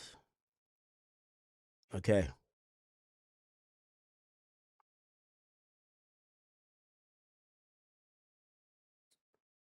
All good. Here we go. Charleston White says Gucci Mane's a rat. Let's hear this. A fucking snitch, nigga. And you got a young nigga. Now, I want to tell everybody who's saying Pooh Shiesty crashed out. Nah, nigga. When you a G nigga, you don't give a damn about going to jail. It's you pussy ass fraud niggas like Woody and Boosie and them who don't want to go to jail. Pooh Shiesty told you, nigga, don't let that dirt verse go to your head. Ain't nobody slime as me. And that little nigga made it come now. It's y'all favorite rapper, the G of all G's, Gucci Man with a body.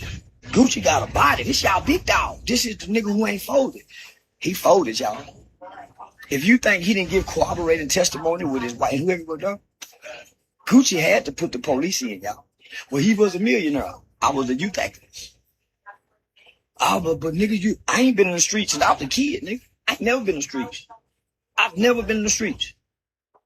Oh man, but you told when you was a kid. So now y'all got Gucci, this grown man, with the FBI paperwork named RD.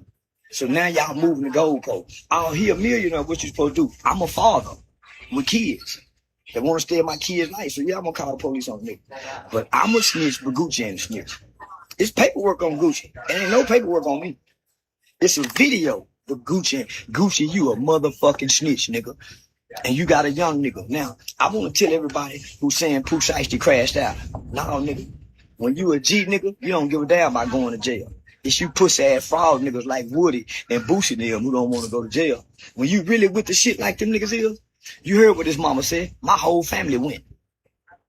Daddy, son.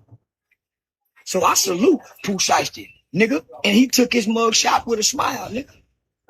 And guess what? The feds ain't got no evidence on it, even though Gucci and them snitch. No video, no nothing. Gucci and them told, nigga. Because the feds would have known nothing. Why Gucci didn't keep it in the streets and get his goon squad and the rest of them? Pooh Shiesty and them did what a nigga supposed to do. When you claiming you from that life, he come out the feds talking that life, but he crashed out. No, nigga, it's only 2 roads to this. And he stand on the road. The rest of you niggas trying to do content and live forever. It don't work like that if you really from the streets. So now Gucci ain't been in the streets in 10 or 15 years. I ran away from home for a week and caught a murder case. I ain't never been in the streets, but I'm a snitch. But here's a nigga with a murder case in the body. Go to the FBI and snitch. Because that's the only name they're using. So that means Gucci gave a lot of information for them to keep putting his name out there. Because other than that, it would have just been the police officer and the cameraman, and Gucci's name wouldn't even be in it because he wouldn't be a victim on the case. Because he wouldn't have cooperated. So let's not move the goalpost. Gucci, I'm telling you, nigga, take you some of that Keisha Kior tea and sit your ass down over here and shit, boy. Just say you done drunk some of Keisha Kior tea, but you can't hang your jersey over there no more, nigga. You ain't no Hall of Fame street, nigga. Pooh Shiesty told you, nigga, don't let that dirt verse go to your head. Gucci, you a motherfucking snitch, nigga. Damn. Damn, man. Damn. We heard what Woody was on the opposite side of that. Hey, Gucci, man. You ain't did nothing wrong, my nigga. You ain't did nothing wrong. You won. You won. The fool, everything he did was show he was a fool. You recorded yourself. You self-snitched on yourself. Y'all niggas want to be gangsters so bad. That video just pissed me the fuck off.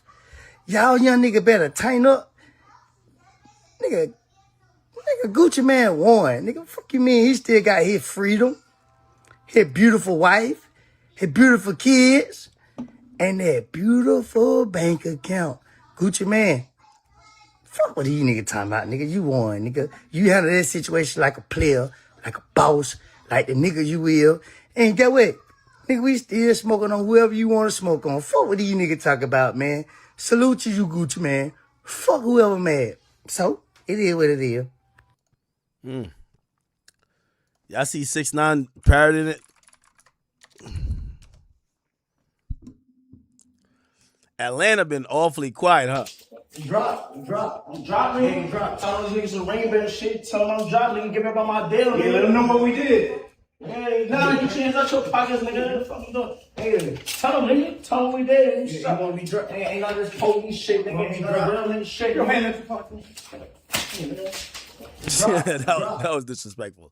Drop me. Tell them, nigga. Sign my paperwork, nigga. Drop. Drop. No more ring back. You drop. Right. Drop. Ain't no fucking merger, man. None of that. Alright, guys. I feel like Gucci Man in 2026. No longer. Feel like Gucci Man in 2026. Holy. I'm not gonna lie to you. I think Gucci Man was so many people's GOAT that people don't even really want to speak about this shit, bro. People don't even want to speak about this shit. Rollo kind of said like he's just not going to speak bad about Gucci because Gucci did a lot for him. I respect that.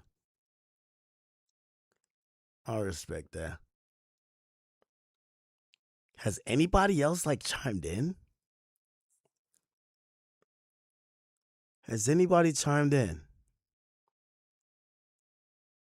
No, everybody's quiet.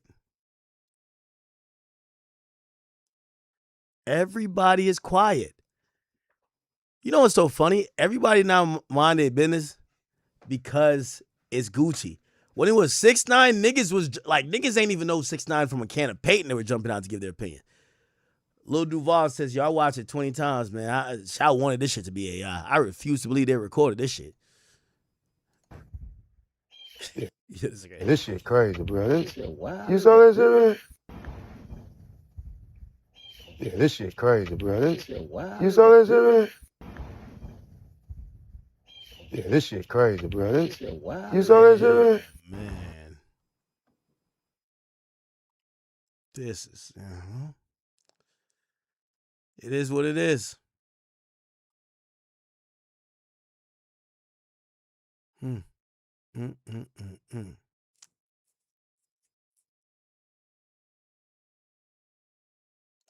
don't know if this picture is real, though. They're saying this picture is real. I don't know if it's real. I feel like it's AI. Like, who would be taking a picture of him like that? It's not a mugshot. Like, you know, like, who's taking a picture of him like that? Like, a CO would get in trouble. Okay. Anyway. Oh, boy. Chat, it is crazy. It is crazy. We just figure out my homie worked for Roc Nation. All right. Give me 1 second. All right, we're going to get into our topics that we missed out from yesterday. There's a bunch of them. By the way, chat, if y'all are rocking with if y'all rocking with me back on the daily streams, let me know. Now, once again, remember my friend Charlamagne told me, Jay-Z probably don't even know you. Like, Jay-Z, he too high up. He really don't he don't know nothing going on. We knew that was a lie. We see Ebro now admits that Jay-Z texted him after he gave him some advice about his hair. Check out what Ebro says. About the hair, but yeah, nah, Drake. And then he jumped to talking about the hair, but yeah, nah, Drake. Stop talking about other people's hair, B. You played yourself. Congratulations, you played yourself. Stop it. What? But he was paying attention, and it's game on. Of course. I like game on. I like the way this summer is shaping up. Y'all thought this hip hop thing was gonna get dull. I mean, and look, I ain't gonna hold y'all. I thought Drake had the whole road to himself this summer. Surprise! Yo, I thought he had the whole road to himself. Surprise! It's gonna be. I thought he was just gonna roll out. It didn't work out like that. Hove had something to say, and then Hove is gonna be. Jay-Z only stepping on Kendrick's possible thing. Kendrick was always a possible for this year. Drake already got like multiple weeks at number one. His music going crazy. If anything, Jay-Z realized that Kendrick punk ass just didn't finish the job. So he's realizing you can't send, you know what I mean? Yo, sometimes you got to go handle it yourself. But allegedly Kendrick was gearing up to do something this year. I was hearing the rumors about it. Don't know if it's still happening. I would think it is. But for the people who think that Drake does not give two fucks about Jay-Z. Literally. Okay? So he dropped Iceman. Iceman's doing great.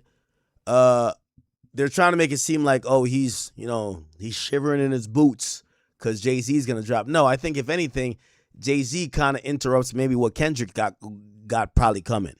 Okay? Chat. Book it.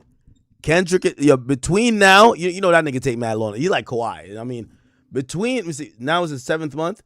Between now and, I don't want to put it to April, like to March, you'll see some Kendrick shit.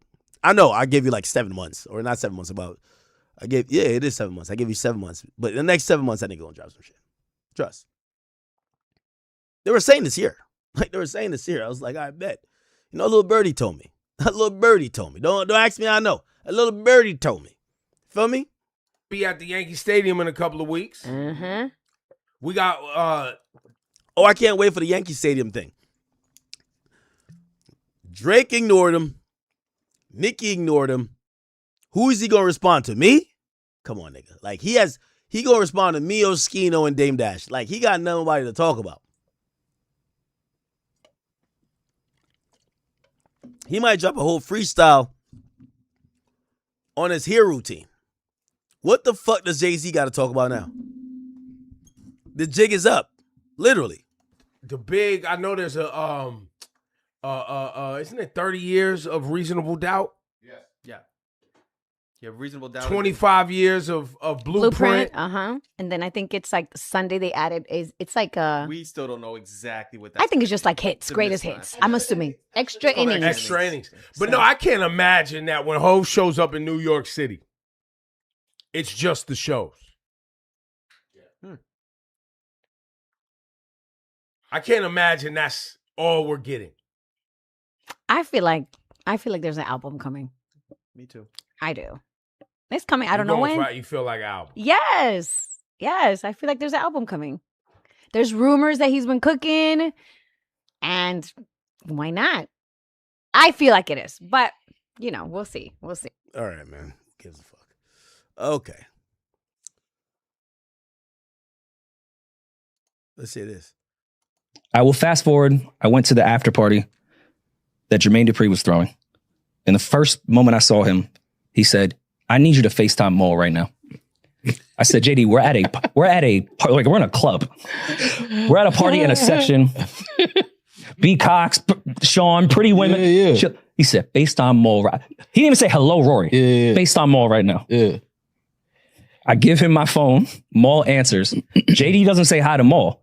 He starts screaming in a club around women. Pick a side of the family. Oh my God. And just starts fucking screaming. Terrifying the whole. What side of the family are you picking? And mind you, it was funny in the club, but all of us around in the section were like, what side are you going to pick? Y'all are crazy, man. You and I have not spoken this weekend. No. I have been at the edge of my seat, and we could do a breakdown of this freestyle first. Mm-hmm. But that's where my head is at the moment. No one wins when the family feuds. And it's your family. It depends on, you're the feud. It depends on who in the family is feuding. It depends on who in the family is feuding. But I will say this, though. The funny shit about all of this. So supposedly this nigga Mealy Mall is like the brother of Biggs. And Biggs and Jay-Z and like he's like I don't know what the fuck. Like he's in the whole little Rockefeller thingy. So really this guy is supposed to be like Jay-Z. That's why I kept calling him Jay-Z's pre-cum. But like look like he is I don't even want to say busted free, all pun intended. But he is not claiming Jay no more. He's OVO now. This is Drake is the one that told me about this freestyle. Because I was watching the Spurs game. Fair. Like I wasn't online. I wasn't online. It was Game 7 was on. The Knicks is waiting. I'm trying to see who the Knicks gonna get. Like, so I'm not even paying attention to my phone, nothing. So I think it was halftime or something. So I look at my phone and I see text from Drake, and I'm just reading it, and I'm like, okay, so he did, which we all said was probably gonna happen. Won't get into what our conversation was from there. He said, "Nigga, get your uncle." No, he didn't say that. But that's so great. He's talking to Drake during this. I'm next to Biggs on the riser. I chose a side. Oh no, but I'm with Biggs. But the whole thing Biggs is on the riser with us. I don't know what's happening. So everything that we talking about, I don't even know what was said.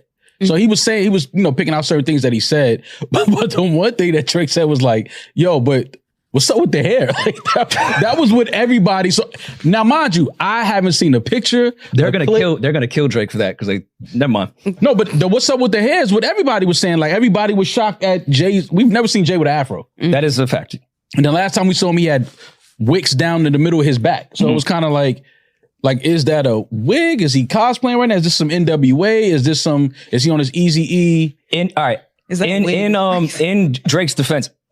Not saying that's what Drake said, but that's what the internet was saying. Like, yo, like nobody understood the hair at first. Niggas got into the lyrics and the bars after they got past the look, the aesthetic of it. Because we've never seen Hove like that. At the show, admittedly, everyone around us, whether it was fans or people we were with on the riser, were coming up with conspiracies throughout the whole. All right, man. Damn. Some fucked up shit, chat. Hell's this?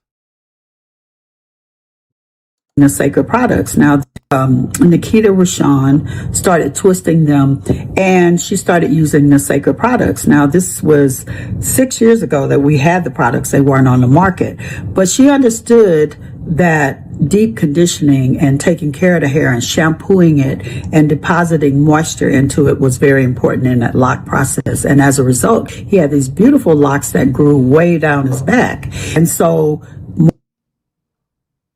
I was gonna say some shit that niggas gonna cancel me for. Let me click over that video, bro. Let me click over that shit before niggas cancel. Jay-Z watching the fireworks. Okay.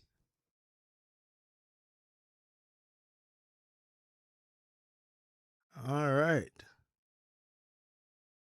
Was dope, but that shit out the way, but now he got to get the business. I feel like that was dope, but that don't have nothing to do with reasonable doubt. And the fucked up thing about what's going on currently is because I feel as if Drake in his heart of hearts cares about reasonable doubt, because one thing about that nigga is he's a hip hop fucking nerd. He loves hip hop. He loves nostalgia. He has a whole fucking trophy room of things he's collected from everybody in hip. Shout out to Wayno. He hit me today, man. He said, "Act, man." I ain't gonna lie. I'm gonna sum up what Wayno said. Wayno said, "Act, Rock Nation ain't officially put me on the payroll yet. Yo, nigga, I'm just making a living out here. I'm just making videos." That's what he told me, bro. I'm keeping it a peen. Hey, and I get it. But I still think they sent him the script. He read it wrong. Yo, Wayno, you're the reason why Charlamagne getting exposed today. Yo, Charlamagne gonna fuck you up, Wayno. Wayno, Charlamagne, when he catch you, he gonna fuck you up.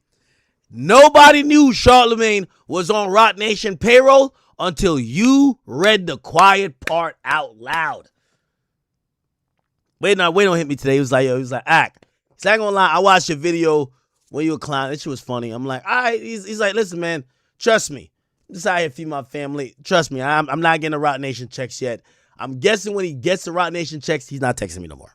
So he's saying he ain't getting the checks yet, but he probably just getting the talking points. He just don't know how to read them.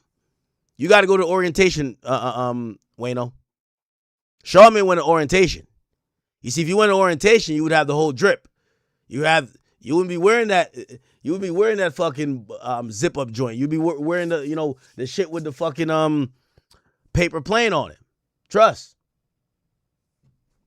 All right. Hip-hop. Oh, the idea that Drake loves reasonable doubt. He loves hip hop. Man, Drake don't give a fuck about no Jay-Z right now. Like, yo, let me tell you this. The same thing I'm going through with Charlamagne is the same thing Drake feel like with Jay-Z, nigga. Let me tell you this. Jay-Z been hating on Drake for like 10 years, nigga. Every time I used to see Jay-Z on the album, I'm like, Drake, why the fuck you keep putting this fuck nigga on your album? You know why he probably kept doing it? It's like, yo, nah, man, like, that's Hove, like, da-da-da, like, yo, I rap like you, I wouldn't cry if da-da-da, but I'm gonna cry when Hove. Man, that's the op. Let's keep it a bean, like, yo, bro. Nigga, when I seen Charlamagne's name on the Rock Nation's thing today, nigga, my eyes got glassy. I'm like, no. Nigga, you know what it is.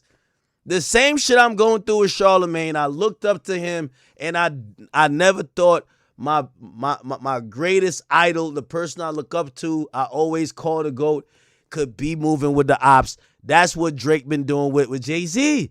Yo, Drake got the utmost respect for that nigga. Drake not hating on this nigga. Drake done passed him in every metric. Drake got no bad blood for him. How you gonna be hating? Like, how would Drake be hating on Jay-Z when Drake done passed Jay-Z? Jay-Z got rich off liquor. Let's keep it a bean. Do I gotta show y'all the financial disclosures? I've been on a roll doing that today. He got damn near $1 billion by selling Douce and Bacardi, paying him out. He never made Drake got no beverage that's selling like that. Drake made $1 billion off hip-hop, gang. They're both billionaires. And I know somebody like, no, well, Forbes don't say it. Bro, Drake is not going to Forbes like, yo, here's my... You know how Forbes work, right? You got to tell them where your money's at, that they could at least do some type of financial, like, type of, yo, let's do a double check on it. Like, Drake not doing that shit, nigga. Now, certain things you don't kind of have to do, like, say, like Fenty. Like, bro, they could kind of, like, see how it's popping because it's only Fenty. Jay-Z got a bunch of non-music shit. So all this mogul shit y'all talking about, you know how Jay-Z became a billionaire, nigga? It's by casino deals. Now, I'm not saying casino deals because I got denied. It's Super Bowl shit, nigga. Nothing with music. So, like, you think Drake is like, oh, my God, I want to go get a liquor. No. By this time in Jay-Z's career, Jay-Z was doing mad product placements and rapping about liquor and whatever to try to promote these auxiliary brands. Remember that Rockaware, it was backed by another clothing company. They was just like, everybody wear it. That's not what Drake is doing. Like, oh, everybody wear OVO all the time and it's back. No. I'm not knocking Jay-Z for becoming a millionaire, or billionaire, but for anybody who would say that Drake is envious of him, well, what is Jay doing for the billions that he got that Drake is trying to emulate? He's not. Is OVO trying to be like some talent manager that steals artists from other labels? No, they're not. He's not doing nothing that Jay's doing. The big difference between them is that Drake got his money off music. Jay got his money off other business ventures. Why would he be jealous when he's not even trying to do what he's doing? A nigga jealous going to be trying to copy your moves. For years and years and years, and he can't publicly for 1 second celebrate Reasonable Doubt because of the things that he said on his album. Now, before we go into these academics tweets, I want to go into this academics clip because I found this shit so funny. Got it. What the fuck? Chat. Tony. All right, man. Let's move on. Creators bet on Drake's album. Polymarket ran a deceptive marketing campaign that paid creators to bet on Drake's album release date, and then that song. Yo, I'm gonna just keep it a bean. Charlamagne is sent by Jay-Z to get on that radio and throw. Charlamagne. Yo, this is why. Listen, this is so shocking to me. Charlamagne loves Jay-Z so much he goes on the radio to announce that Drake committed a crime, bro. Like, why would you even say that? And I get what he was saying. He was like, nah, I didn't say it. An article says it. Bro, you're saying it. You're reiterating what the article's saying, bro. Like, we know yellow journalism. Like, my nigga, like, it's kind of like me, like, pointing at the fucking, like, even though I'm not pointing at an article, I'm pointing at a fucking government document, nigga. You're listed on the Rock Nation. Anyway. Sad state of affairs, man. Okay. Selective outrage. It's like singled out as Jay-Z. Now, I'm going to be honest with you. So, Charlamagne is getting the big bucks over there at Rock Nation. They got beat out on like a minimum payment. Like, he get minimum wage. Beat out getting minimum wage. And I thought Wayno was getting paid too, but I could tell, like, they just give Wayno comp tickets. Like, yo, Wayno, you could come through to Yankee Stadium and you could be in, like, not VIP, but, like, you could be like with the niggas over there. Like, you could be with the niggas from Bed-Stuy over there. You know what I mean? So, like, Charlamagne, he getting paid. Like, you could tell. Charlamagne, he's not puppeting for nothing more than big bucks. You're going to have to put his name in documents. You're going to have to say he's like a part owner. B-Dot, he just glad that he not with Elliott Wilson no more because Elliott Wilson, they say Elliott Wilson was out here wilding. So, he's just out here like, he'd be on Joe Budden podcast. He'd be on Angela Yee. Like, they probably got him like, yo, bro, we going to give you like, we'll pay you like $15 an hour. All right, take it. Bet. So he probably on an hourly, respectfully. You're on an hourly from Rock Nation. But we know he come through with the talking points. And I ain't going to lie, like, he kind of know how to talk. It's just that his voice ain't that loud yet. But when I hear him talking, I'm like, Jay-Z sent you the packet, huh? Then Wayno just need a couple tickets, nigga. A couple tickets. Like, I know Jay right now probably joking with Blue Ivy. Yo, I'm about to get this nigga the Mosinite chain. Let's get him the Mosinite. Like, Blue Ivy gonna be like, no, just get him some lab diamonds. No lab diamonds. Moissanite. Let's get him that. But Charlamagne, he a nigga from South Carolina. He want hard bucks. He want money in the bank account. So I think he getting paid like maybe like 100, 200,000 type shit. I think he getting paid like, 25 an hour. And then Wayno, I think Wayno getting paid in tickets. Respectfully, I'm gonna tell you the truth. Respectfully. Feel me? What is this?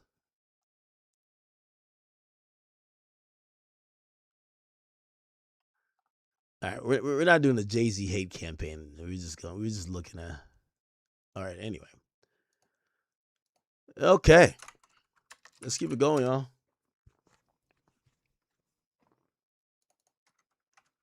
All right, let's get into Stephen A. Smith real quick. Yo, Stephen A. Smith bugged out real quick. So if you don't know, LeBron James has announced that he will no longer play with the Los Angeles Lakers. He gave an intent to sign somewhere else, but he thanked the team for how they held him down during the years. He did bring them a championship, the bubble championship, and by the way, the team thanked him for the great energy he brought to the franchise. Now, we all know the LA Lakers has been known for so many tremendous players, Shaquille O'Neal, Kobe Bryant. We know that Kareem Abdul-Jabbar, or what's his real name again? Al Cinder or something like that. And who else has played for that franchise? We know Magic Johnson. We know Jerry West. Like, there's just so many great players that's played for the Los Angeles Lakers. LeBron did his time, but he's now announced he's moved on. Some people think he's going to go to Golden State Warriors. Some people feel like, since I saw another report that says he's down to sign for like a minimum, maybe he just really wants to get that 5th ring. Anyway, Stephen A. Smith commented on the whole thing, but he didn't comment on it kind of like even criticizing LeBron. He criticized more the Lakers by saying, hey, Lakers, now that LeBron is gone, your top 3 players are 3 white dudes. And that would be Austin Reeves, that would be Luka Doncic, and who the fuck is this in the background here? Yo, chat, who's this other white dude? Chat, who's this white dude in the back? Who's this one right here? Luka's white. Oh, Kessler? Oh, shit. I don't really know him that way. Anyway, listen to Stephen A. Where the hell the Los Angeles Lakers think they going with a bunch of white dudes? Your 3 top players are white dudes? Really? This ain't golf. This ain't baseball. Hell, it ain't even soccer. What y'all think this is? It's basketball. In NBA history, when have you seen your 3 most prominent players on a basketball team all be white? And that takes you to the promised land. Somebody got to say it, so I'm saying it. This is basketball. I'm not complaining. I'm simply making the point. The Los Angeles Lakers, you ain't going anywhere being led by 3 white dudes in today's generation of basketball. I'm letting you know right now, it ain't happening. And Luka's a bad brother. And Austin Reeves is no scrub. And they both have earned what they have earned. And then with LeBron James or some other brothers, I get. But those 2 and Walker Kessler, you ain't scaring anybody with that. And Rob Pelinka has done made this white dude central. No wonder LeBron James walked out the door. Where the hell the Los Angeles Lakers think they going with a bunch of... Okay, so he said that a lot of people said that was kind of racist. I'll kind of go to... There's a few players who spoke about it and say, whoa. Yo, and by the way, we all know Stephen A., ever since he got his last contract, he been talking crazy. He don't give a fuck. He's unfiltered. And this is what it was said. Damn, what happened to this chick? Is this what I think it is? Jamel Hill? Yo, they got her the fuck out of the paint. I ain't gonna lie to you. So people called him out. Like, for example, here is a bunch of dudes who called him out. Here we go. There's a bunch of people who called him out like, yo, bro, that's fucked up that you said that. Right here. No, not this. Is it this? No. What the fuck? I can't find it now. Hold on, give me a second. But NBA players were calling him out, which is ironic because usually it's Stephen A. Smith calling them out for not watching their mouth. Now they're calling out Stephen A. And then simultaneously, So, Stephen A., you don't have the luxury of crying out racism and then simultaneously spewing a racist remark. We just don't have that luxury. So, with that being said, contrary to Stephen A.'s belief that somebody got to say it, nobody had to say it. Ooh. The question is, did Stephen A. go too far? I'll say no, he didn't go too far. And I'm going to tell you why. Because when we as Laker fans, like, oh, we thought we was getting Jalen Durden. Okay, we got Walker Kessler, cool. Then we got Sandro. I never heard of him till today. Okay, it's cool. We got Quentin Grimes, Colin Sexton. But everybody thought the same thing. He just said it. T, he said it. No, because if you're gonna think it, and that's not, to me, it's not being racist. It's being a realist. A child does not have the restriction of voice. A child looks at an individual that might be deficient. All right, they say whatever, and then here it is. Hold on. Oh, anyway, all right, forget that. Well, Stephen A. Smith responded to the backlash. People called him racist. They're like, yo, imagine if people said, like, hey, you have 5. By the way, that's also a thing. People are mad at 6ix9ine because 6ix9ine has been accusing. He talked about the Ecuador played Mexico in the World Cup, and 6ix9ine put up like a story saying, damn, why Ecuador got mad black dudes on the team. And some people feel like, yo, damn, why are you even mentioning some shit like that? You know, obviously, in the World Cup, it's about what country you're born, not what ethnicity you are. Anyway, Stephen A. Smith actually doubled down, even though his detractors were saying you would be upset if people ask, yo, if y'all got 5 black dudes on X, Y, and Z, maybe a sport that's not historically or seen as black, like let's say a hockey team, but like where y'all think y'all about to go, what win y'all think y'all about to go do or get, or what, you know, what cup y'all think y'all about to go win with 5 black dudes on the hockey, you know, ice. Anyway, he responded. Top paid players, but your 3 top players. We haven't seen that in the modern era in the NBA. Am I lying? On the same team. Am I lying? Why are we not asking ourselves that? Am I lying? Don't give me all of this. We talking basketball. I didn't sit up there and say that white cats can't play. I didn't sit up there and say they don't deserve an opportunity. We're going to compare it. We're going to bring up race. Excuse me. We're bringing up basketball history. That's what we're bringing up. You can't compare something like this to being racist or whatever in terms of black folks. What if this had been said about black folks? Well, when we lamented it about black folks, it's because black folks weren't being given the opportunity to compete. Baseball was segregated in 1947. You had to have a secret game at Duke University decades ago just to help integrate the sport of basketball. See, people being denied the opportunity to compete is entirely different than people never denied the opportunity to compete. You go out there, you showcase your skill set, and we take facts into account and say, yo, this is what the facts show from an historical perspective. We're talking sports. That's it. We're talking sports. We're talking the game of basketball. We ain't talking boxing like there was a white heavyweight champion or welterweight champion or light heavyweight champion. We're not talking tennis. We're not talking golf. We're not talking football. We're not talking the UFC. We're not talking any of these things.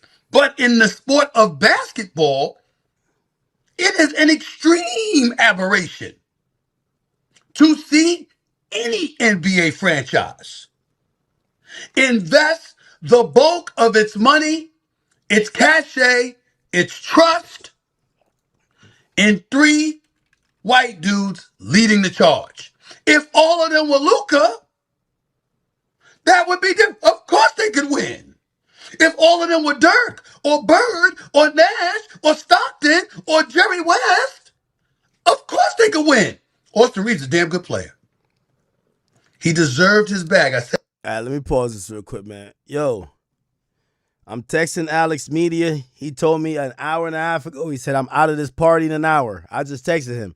Are you done with your party yet? Yo, chat, I'm on these niggas' head top now. Listen, like, yo, Charlamagne hit me on some like, yo, you stay out of it. I'm going to try to get $1,000. And I'm like, what you think? I'm going to let you line my mans up? Like, hold on now. Like, we ain't got no beef with you. Granny ain't got no. Yo, hold on. Yo, Alex Media, man. Too much partying now. It's time. It's too much partying. Too much partying. Too much partying. Like, get on stream. I got to talk to you, Alex Media. Alex Media. I know Charlamagne is in Anguilla. Hit him and get your permission and let him send you a PDF of the talking points. I need to grill y'all live. Niggas just realized Charlamagne was a double agent. Charlamagne got a reversible badge. He got a reversible badge. Charlamagne was a double agent. A double agent. We got to get to the bottom of this. We got to get to the bottom of this. Alex Media, partying is done. You said I'm at a party. If you still on live in an hour, I'll call in. He said that at 8:54. Nigga, it's 10:10. Let's get to it. Let's get to it. Yo, right now, this is the huddle session. Desiree Perez, Charlamagne calling in with the Rock Nation phone from vacation. Alex Media, he acting like he partying, but he in the bathroom with his AirPods on, listening into the conference call line. Like Jay-Z is still getting his hair combed out by Beyonce. B-Dot is over here just trying to make sure he gets 15 an hour. Wayno is like, yo, y'all sure I'm going to get to go to Yankee Stadium? Wayno, your tickets is locked in. The mole told me already. They're having an emergency meeting. They never thought Big Ack was going to pull out the reverse Uno. Charlamagne's working for Rock Nation. Bingo. Bingo, nigga. The fuck? Bingo. Fuck out of here. Bingo. Fuck that. Them niggas was hiding in plain sight. Yo, Charlamagne was probably telling them, like, yo, Charlie, you know you're on a couple documents with us, like he might find it. You know what Charlamagne was telling them? Yo, Hove, Ack won't ever find it. He look up to me too much. That nigga Ack think I'm big dog. He think I'm MJ. He ain't never gonna find it. Charlie, you're right. I wasn't gonna find it. When the Mo brought it to me and I told Gran pulled it up in 14.3 seconds. We had all the Gran's an AI. I ain't gonna lie to you. We had all the documents. I said, Gran, give me a second. Give me a second. I mourned for a real quick second. I said, I couldn't believe it. I shed a couple tears. And then I realized Charlamagne was a double agent this whole fucking time, nigga. I couldn't believe it, nigga. I couldn't believe it. Yo, Alex Media just got his brand new Rock Nation hat. He is not trying to fuck it up. That nigga said I was good in an hour. He said in an hour I could talk. Yo, it's going to be 2 hours, 3 hours, 4 hours, 5 hours. He ain't never getting on here. That nigga is, yo, I told him to get on. How he know we were talking about him when he was in the party? He say he's out of the party in an hour, and now I'm texting him, yo, what's up? You getting on? Silence. Silence. Silence, nigga. Like, we don't know what's going on. Silence. God damn.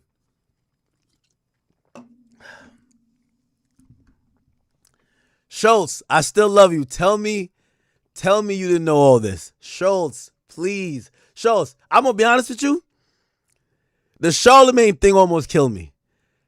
If you knew Charlamagne was working with Rock Nation this whole time and you was capping it on there, nigga, I might have to go join Akash, nigga. Like, damn, that's some fake shit. I don't think Schultz a real nigga though. I'm not believing. You gotta show me proof.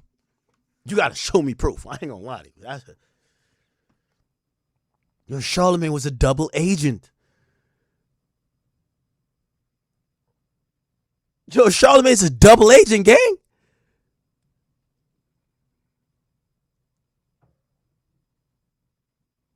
Dude, that is crazy.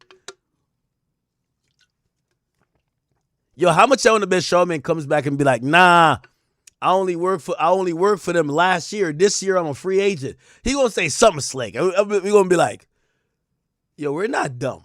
Like, we're not dumb. You know why we can't even believe none of what Charlamagne's gonna come back and say? Nigga, his name is in a fucking New York State filing, and he never told us out of his own mouth. Now he gonna come back and be like, nah, y'all are stupid. Like, no, if y'all knew how to read, y'all would just know I'm only a promoter, and actually I was just doing it for the community. Actually, I knew that if we didn't bring a casino, this is what Charlamagne gonna say, deadass. If we didn't bring a casino to Times Square, all the mental health of everybody in Times Square was gonna be fucked up. So like, because of mental health awareness, we had to bring a casino.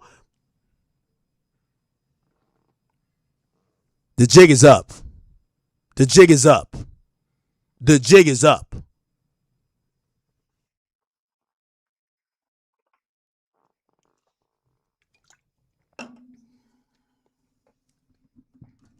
Nobody's making no noise now, huh?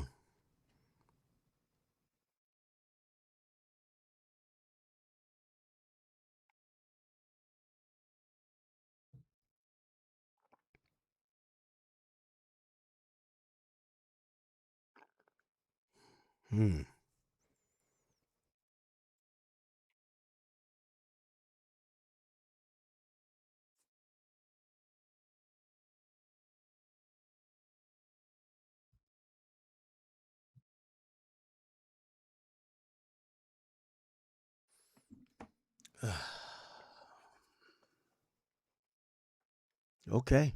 All right. Let's move on to some other things, man. Give me some topics, chat. Give me some topics. We're actually on the Shade Room right now. Let's see what's going on in Shade Room.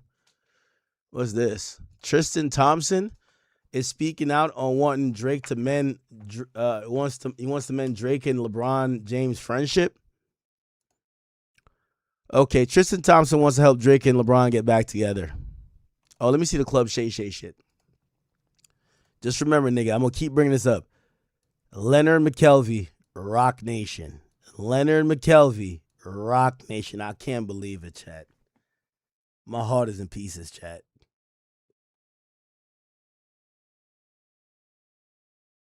You know what's like personal and private shit I've told Charlamagne? Nigga, if I knew he was working for Rock Nation, nigga, I would have never told him shit. Like, yo, I ain't gonna lie to you. I wouldn't have told him nothing. Like, that's, if you're thinking I'm capping, I'm not capping. Like, I talk to Charlamagne like a friend. Like, I would tell him things, and like, he's told me things, and I still haven't said those things publicly. But it's like, bro, like, if I knew the nigga worked for Rock Nation, I'm like, yo, it's like, check that nigga for a wire or earpiece. Like, nigga, I know he bringing that shit back to Rock Nation. Nigga, I'm talking to him like my friend. Like, yo, yeah, nah, this was really going on. Now, check this out. Like, I'm like, all right, bet we reasoning and shit. Whole time he's taking all of that shit going back to them. Bro, I ain't gonna lie to you, bro. This is like Scooby-Doo, where the bad guy pulls off the mask and he was acting like he was a good guy all along, but he was the bad guy wearing the good guy's mask. And you're like, what the fuck? It happens all the time, but like you're still surprised every single time. It's like, yo, it's like, yo, Charlamagne just flashed his Rock Nation badge. Like, I don't know what's going. Oh my god. All right. Anyway, let's go watch this.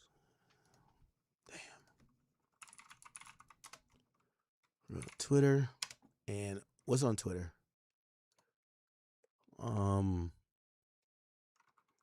Shannon Sharp, Tristan Thompson.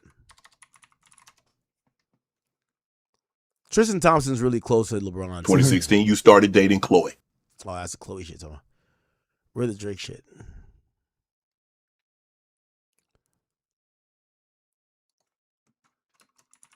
Drake. Is it this? You and Drake, obviously he's from that area. You know Drake. Y'all grew up together. And He's always. I don't see him as at the games as much as he used to be in Toronto, and they look like they're a pretty good team. So, what's your relationship with Drake? That's my brother. Because I think he was at your mom's funeral. What? Yep, he was there. Yeah, so Drake's my brother. I've known him since I've been 17. That's family. Always gonna ride with him.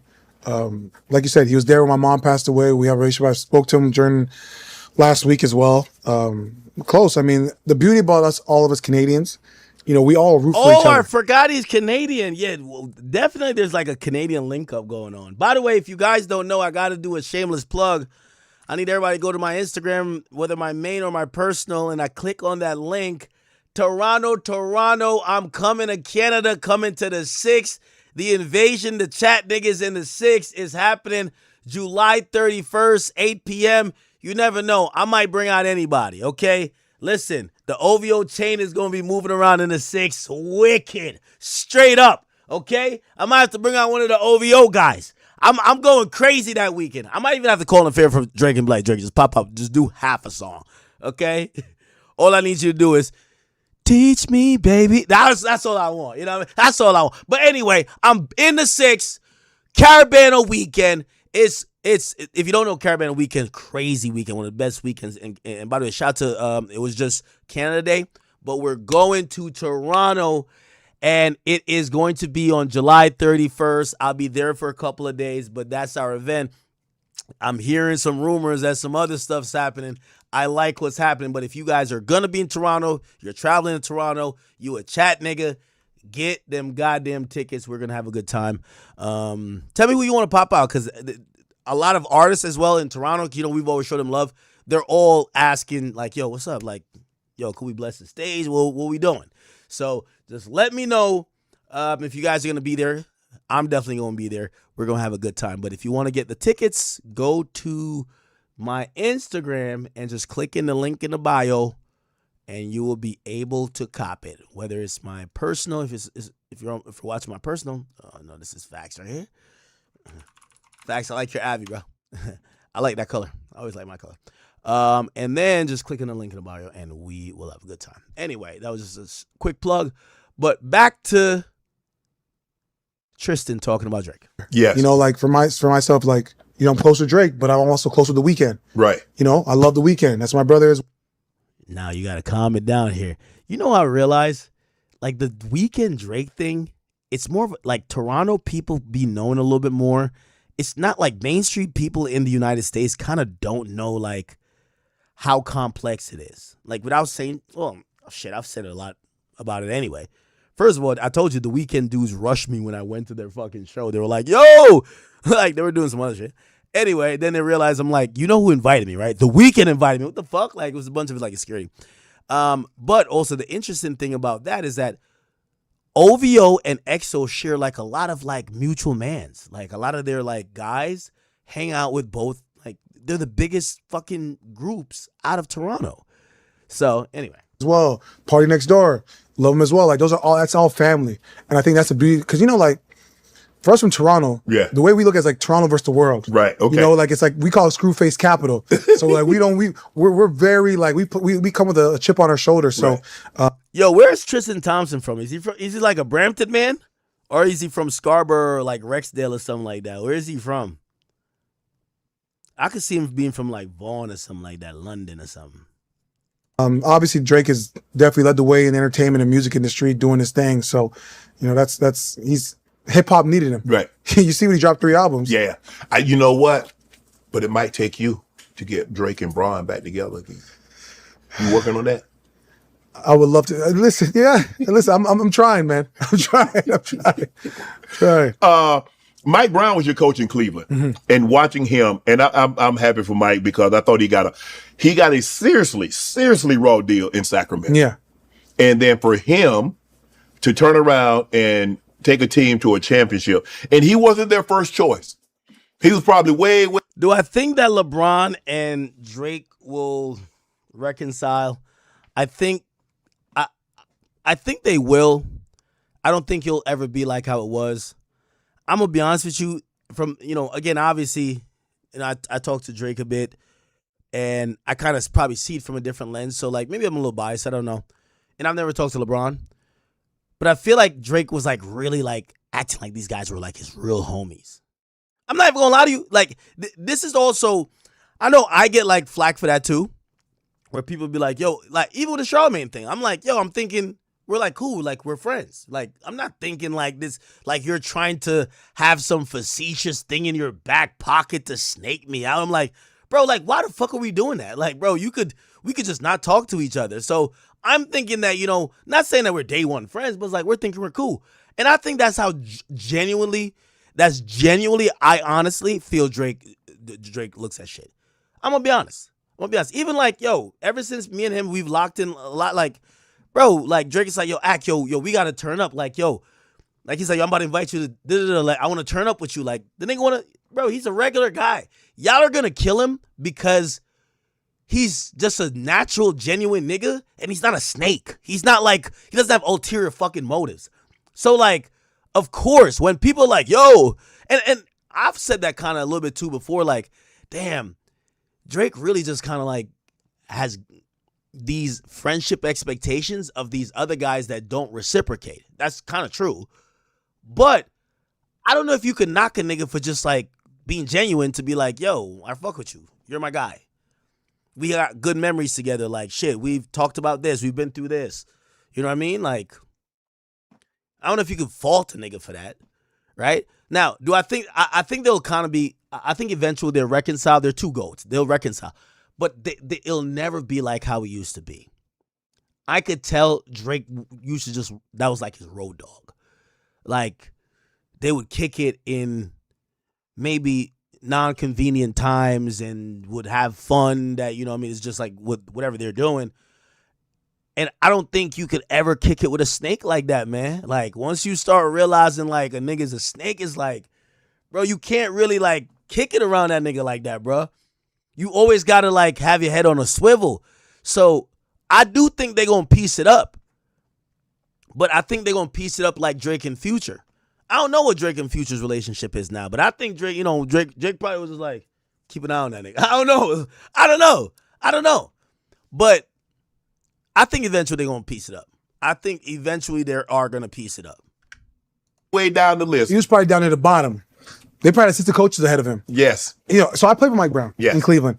And, you know, I'm happy for Mike getting out of Sacramento. By the way, I ain't going to lie. I always thought Mike Brown was a horrible coach. When he coached LeBron, I remember like there was a late game. It was like 20 seconds left. It was like, I remember him having his hand on his head while the assistant coach drew up the play. And I was like, yo, this guy's not coaching LeBron. He's just saying LeBron win the game. Like, they were down like 1 or 2, and I think the team had hit like a 3, and the timeout is there. You know when they're showing like the timeout, the head coach just had his hand on his head like, what are we going to do? And I'm like, you're the fucking head coach, nigga. I always thought he was horrible. I'm not going to lie to you. Like, this championship that he just got, I'm giving it squarely to Jalen Brunson, bro. Like, I do not think, like, but maybe it's because I look at what I think is dope coaches is a Phil Jackson who's going to draw plays. He's, like, really cerebral, like, shit. Even a Steve Kerr, like, shit. Even a Popovich, like, I've never seen this bozo really do nothing. Like, I just see him over there. He look goofy, bro. So, like, he's just been gifted with some players who could overcome. But I never thought that nigga was good at shit. I'm sorry. Because, and I'm not here, like, the reality is that the problem with Sacramento is that they have some great people on the staff, but it's like anything in life, right? If up here ain't right, you're right. You can't expect down here to be good. Right. And I think, you know, the good thing about Mike Brown's deal is that they gave him an extension and they fired him a couple months after. So it's okay. Pay me and then fire me. Yeah. Pay me to go home. So that's great for him. But, you know, what Mike Brown was able to do and win that championship, he deserves it. Deserve it. Man, I don't know. You listen, Patrick Beverly said James Harden is better than D-Wade, and now he's saying I'd take Jalen Brunson over Allen Iverson. And this ring culture is really skewed people because there are people that's winning championships and they all of a sudden, well, he's better than Charles Barkley and he's better than this. I'm like, bro, just because he has a ring, and that's not to diminish it, but now a ring is the end all be all. And I can't get with that though. I don't agree with it. I think, I agree with you right there. I don't think rings make you great. Cause like listen, AI led the culture. He's the one that bridged basketball and hip hop. He did. You know what I'm saying? Like, what his impact. The cornrows. Yeah, like the big tall tees, the baggy pants, the tattoos, with the braids, the sleeve. Come on, like he's the same way like Dennis Rodman made almost like rebounding cool, but almost made like being a black rock star cool, like on some Jimi Hendrix stuff. Yes, that's impactful. That's like part of like legacy. Yes, AI is part of like basketball legacy, where it's like you don't need to compare him. Like he's like an untouchable, right? Because he was bigger than basketball. He was the culture. Like think about it, he had white kids getting weave with cornrows, and wearing sleeves. All right, yeah, I think they're gonna squash it eventually. They're gonna squash that bitch. But I just don't see. I don't see Drake and LeBron going on a 2-man again. If they ever did, I don't know if they did. By the way, and actually, I think Drake is still forgiven. You know, right now I think he got a chip on his shoulder, but I still think he's a forgiving guy. If they never get back cool, that is the fault of what's LeBron's wife name? Savannah. Yeah. Cause Drake is probably the nigga that LeBron been blaming, like, yo, why every time you go to Toronto, the hoes is around? Yo, it's Drake. They love Drake. Come on, gang. Like, you know what I'm ones? Like, yo, I got one of my mans I always blame for everything. When my man just got married, yo, his wife looked at me with disgust. I'm like, damn, what the fuck I did? I'm hearing about shit I did. Yeah, and every time, blah, blah, blah, I heard about so-and-so, you brought all the bitches out, you always bring the biggest hoes. I'm like, oh, yeah, I do. I do bring out the hoes. I do. Oh, yeah. My bad. Nah, yeah, my bad. I shouldn't put him through. I'm sorry. I'm looking at my man's like, why you ain't telling me you blame like that on me? You know one of them ones? Exactly. All right. Okay. Ben the Don is under fire from Saucy Santana. Yo, Ben the Don. You from Memphis. If this one get too wild with you, you might just have to neutralize it, euthanize it, or shoot it straight up. They telling me this one's finishing move is that after, if you squabble with this one, it's like 6'3", look like a orangutan. You know what I mean? And supposedly, like, trust me, basically got a pair of tits and a beard. If you squabble with him and you get knocked out, they're going to try to fuck you. So, like, listen, you can't even take the chance. You got to just come in blazing. You feel me? I'm sorry. Anyway, apparently Saucy Santana got tight at Ben the Don after Ben the Don was trying to make fun a little bit, not really of Saucy, but like he showed his dad a video of Saucy, like, yo, nah, dad, you should, I'm going to put you on type shit. He's trying to get a reaction out of the dad. Saucy Santana. Here we go. Pussy ass niggas do. Look at the shit these pussy ass niggas do. But what happened? Well, he was just like, fuck it. And then he started shaking his titties. Oh, he on live right now. Check him out.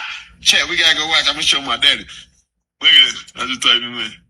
Oh, man. Come on. No, y'all wanna get you. Huh?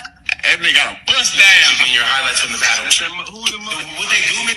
That's him. All right, Chad. We like 6'6". We need matches. The thing is, bitch, I ain't 6 nothing. I'm 6 figures if any motherfucking thing. Bitch, you Drake daughter. Oh, shit. Don't use me for your content. I don't play with y'all. Screaming niggas don't play with me, bitch. I don't know why y'all screaming niggas keep adding me up while y'all live and shit, bitch. Pay a bitch to come to your stream. Oh, shit. Yo, Ben the Don. You know you OVO Ben and I'm OVO Ack. We both got a problem with the same person. We might have to get Baca to go handle that. Yo, I might have to call Ben and be like, yo, if we both OVO and we both got a problem with the same op, who's the enforcer we go to go handle it? Like, well, Drake's supposed to go to Chubbs, so we can't go to Chubbs like that, right? Do we go to Baca or who are we going to? Who we going to? Should I call him? I might have to call him like, yo, gang, this is the mutual OVO problem right here. Like, how do we solve it? Like, Give me the Rolodex on who we hit up. You know what I mean? Sixes. Yeah, who do we hit up to handle this? Baca? Might have to hit up Baca for this one. Don't play with me, bitch. I don't know why y'all screaming niggas keep adding me up while y'all live and shit, bitch. Pay a bitch to come to your stream. You sitting with your motherfucking daddy looking at me. Show your daddy a nice young lady or something. You and your daddy should be going over women. You should be showing him women. You and your daddy sitting looking at motherfucking me. Bitch, is you cool? Oh, shit. I know your mama probably side-eyeing the fuck out of you and your daddy. Like, why the fuck is two grown motherfucking men on live looking up a bearded bad bitch in a motherfucking wig? Y'all supposed to be doing daddy son bonding. Looking up some bad bitches, some nice gals to make your motherfucking wife. I can't be your wife. Oh, this nigga Ben watching us right now. Yo, Ben, I'm calling your ass. And I gotta call you. I gotta call you, Ben. Ben, I ain't gonna lie to you. I'm glad we got mutual ops. Ben, I'm calling you. We need to figure out how we're gonna fix this.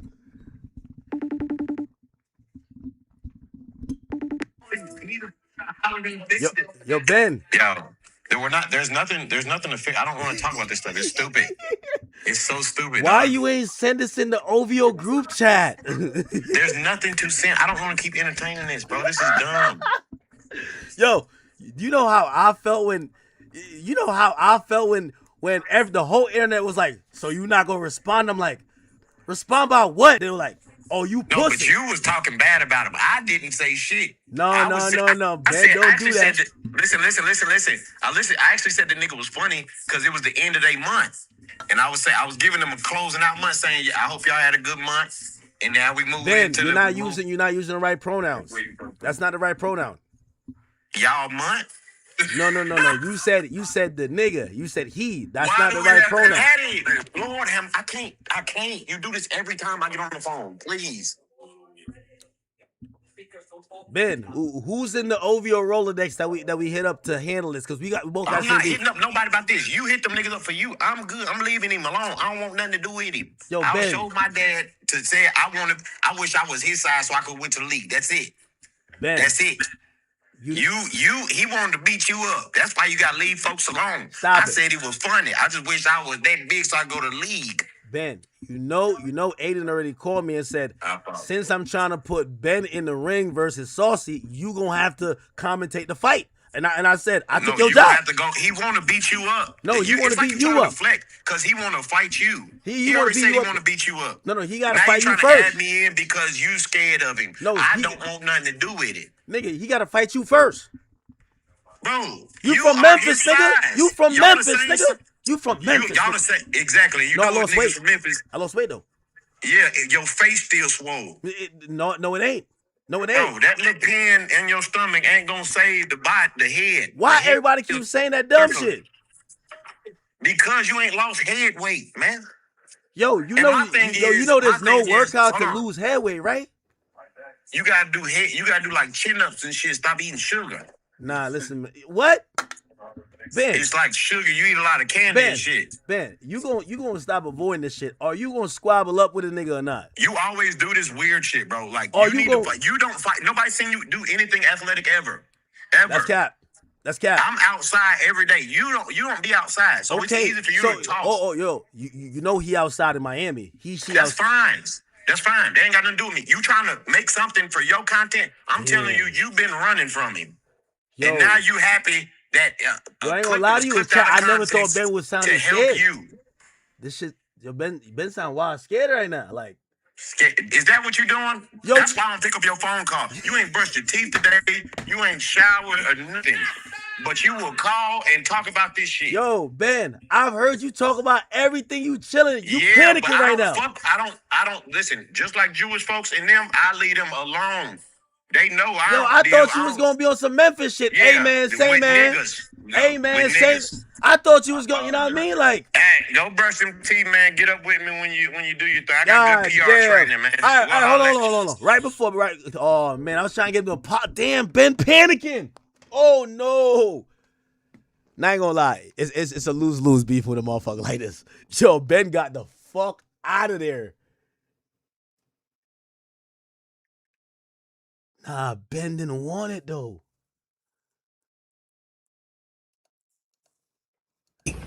Y'all supposed to be doing daddy, son bonding. Looking up some bad bitches, some nice gals to make your motherfucking wife. I can't be your wife, fuck nigga. Oh shit. That's one too many Twitch bitches for motherfucking me trolling. Stop trolling me. I ain't no bitch to play with. Only niggas I respect that even reached out to try to collab was motherfucking Deshae and motherfucking Blackboy Max. The rest of y'all niggas stop motherfucking playing with me, bitch. This ain't that. It was another one of them niggas begging me too. I forgot his name. He turned troll. Some dark skinned nigga with all these jail stories. But y'all niggas stop motherfucking playing with me. Y'all niggas really want to be down because y'all see with a motherfucking culture. Y'all still bring the motherfucking views. Y'all see I went on there and turned that Cam Newton shit up. Bitch, stop playing with me. Y'all don't respect that. Y'all know I'm the vibe. Y'all see the motherfucking aura. Just be like, damn, you know what I'm saying? That ain't my cup of tea. But shit, bruh, cool. Bruh, bring the views. I fuck with bruh on the screen. But bitch, don't troll. Don't look me up while you with your motherfucking daddy. All y'all niggas, stop playing with me. We all motherfucking men. Stop playing with me. Don't disrespect me. I don't disrespect y'all niggas. Oh shit. I don't even... Yo, let me go read the comments. Like, Ben got out of Dodge. I know they posted on the Shade Room. Let me see what the comments say. So, here it goes. I gotta read the comments. See, Ben don't want no smoke. They calling Ben Drake's daughter. Like, yo, you supposed to snap? Like, nigga, I slap the shit out of you, nigga. I slap that fucking weave off your head. No, well, actually, that's like a hate crime, right? Yeah, you can't fight gay people. I'm from Jamaica. My bad. You can't fight gay people. Yeah. You can't even do nothing. You can't. That's why I cried. I'm like, I can't do nothing against this motherfucker. Not gonna lie, Drake daughter torched me, huh? Bro, girls be laughing at the crazy shit. He give DL. How does Ben give DL? Yo, I ain't gonna lie to you. Women like to shame guys or like try to diss them by calling them gay. All their friends is homosexuals. They can't fake it no more. It's interest, it's desire, it's curiosity. Wait, they actually think Ben is interested in some gay shit? Oh, that's why I got off the phone. Never mind. It's not because he's scared of Saucy. Yo, when they actually think that you gay, you can't even be like, Bati boy. You can't even say that. They're going to call you like, you can't. Oh, damn. Yo, who said this? Yo, chat, get on this person's ass. He must have forgot how Saucy made academics cry. Saucy never made me cry. Like y'all gotta rewrite this narrative. What I wanted to say to this person, I would never be able to log online again. I would never be able to log back online again. I agree with yeah. I ain't nothing 6-0. If anything, it's 6 figures. Wow. Yo, they love this gay dude on here. Yeah, that's why I learned my lesson. Ben ain't learning. But he was just like, fuck it. And then he started shaking his titties. He could have shit these pussy ass niggas do. But what happened? But he was just like, fuck it. And then he started shaking his titties. He on live right now. Check him out. Chat, we gotta go watch. I'm gonna show my daddy. Look at this. I just typed him in. Oh, man, come on. No, y'all gonna get you. That nigga got a bust down. In your highlights from the battle. Is that CJ so cool? What they do, that's him. All right, Shaq. We like 6'6". We need matches. The thing is, bitch, I ain't 6-0. I'm 6 figures if any motherfucking thing. Bitch, you Drake daughter. Don't use me for your content. I don't play with y'all screaming niggas. Don't play with me, bitch. I don't know why y'all screaming niggas keep. Yeah, let me get off of this, man. Let me get off this nonsense. All right, man. Enough. All right, what's the next thing?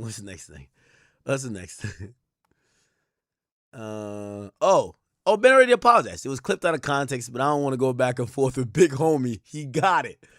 Yo, don't get canceled calling, it's a he, she. Like, you got to say he, she. Okay, what else?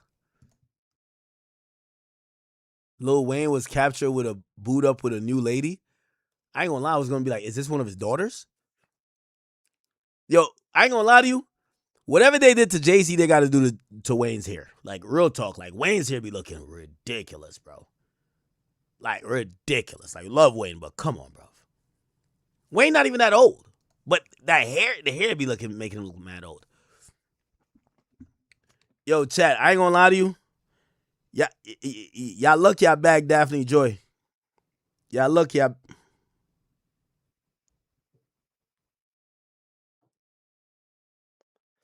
Y'all lucky I bagged Daphne Joy.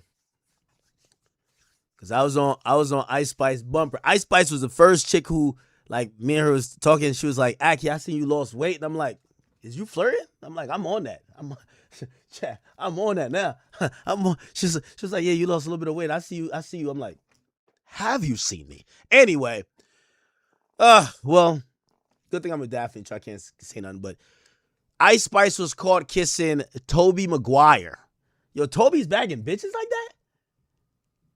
At the Michael Rubin's white party. Apparently the white party happened yesterday. And Ice Spice was there.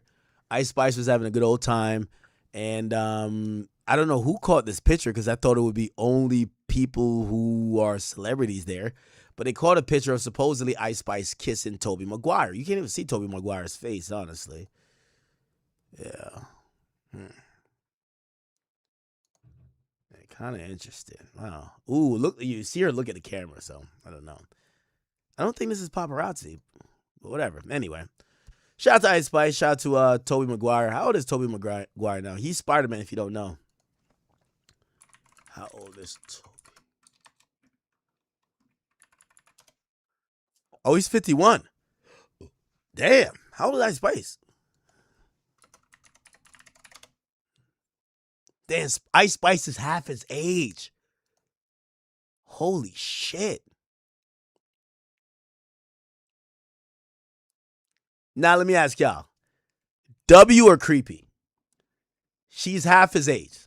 W or creepy? Now, granted, she is 26, so, you know, it's not like she's fucking like, she's not like a baby.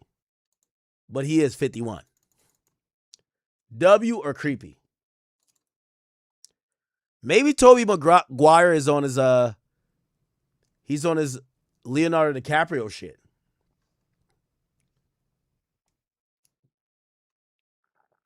Leonardo DiCaprio, for a while, he had like a strict program. Once the girl turned 25, she's like expired milk.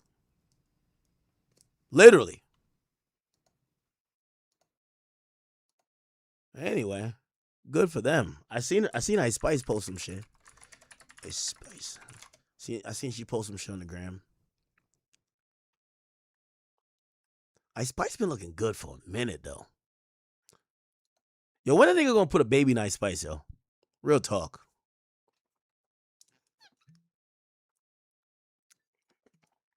I thought that nigga Sauce Gardner was gonna do it. But Sauce Gardner left her and started dating her ops friend or her ops sister. Like Lotto's sister. Well, actually, that's not her op no more. She's cool with Lotto. Yeah, Ice Spice looking good, man. Ice Spice be looking so fucking thick. Yo, them cheeks gotta be heavenly. Word too. Ice Spice is still the baddest in the fucking game. I ain't gonna lie to you. You know the baddest chicks in the game? All right, throw out some baddest girls in the game right now. Ice Spice is like 1 or 2. Ice Spice is in there. Who else? Who else, y'all? Out of respect for my man 21 and also Lotto's in is it prenatal or postmortem? Postmortem. No, postpartum. Postpartum. We ain't gonna mention her. We gonna throw Ruby Rose whole ass in there too. Ruby Rose still look good. She look good. So we got Ice Spice, Ruby Rose. Who else? Sweetie? Yo, I ain't gonna lie to you. You know the sexiest thing about Sweetie? She's done like such a nice, like, is this her? No, wait, she deleted all her pictures? Yo, what y'all think Sweetie charging these days? Like, remember they said they called Sweetie selling the puss? I don't believe it though. Like, she got too much. I remember she started dating a soccer player and she started dressing like a lady.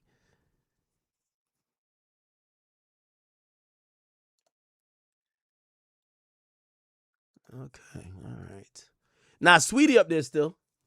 Who the fuck is Coco Jones?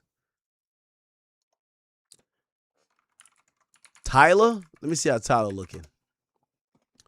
Let's see how Tyler looking right now. Okay, Tyler.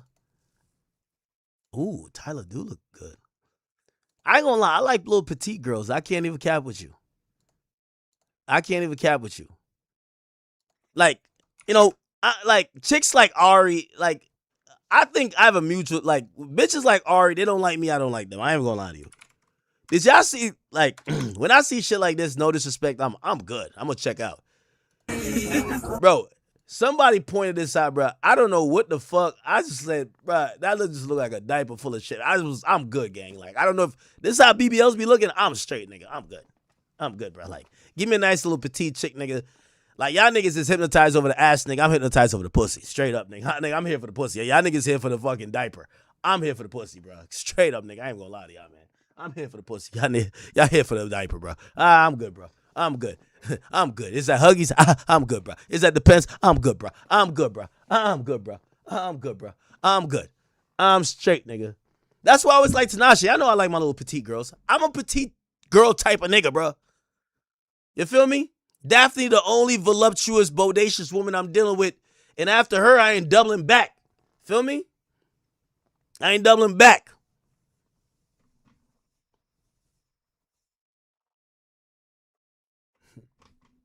Y'all do like all natural. That's my thing. Chat, is this like AI or this like break down the physics with this? Is this an ass cheek down here? Or is this a pocket of rocks? Like, what the fuck? Now, pamper booty, like some niggas do like pamper booty. This is why, you know who I got to shout out? I never knew that Christian Combs, his girl is on fire. What's her name again? I think, what's that nigga name?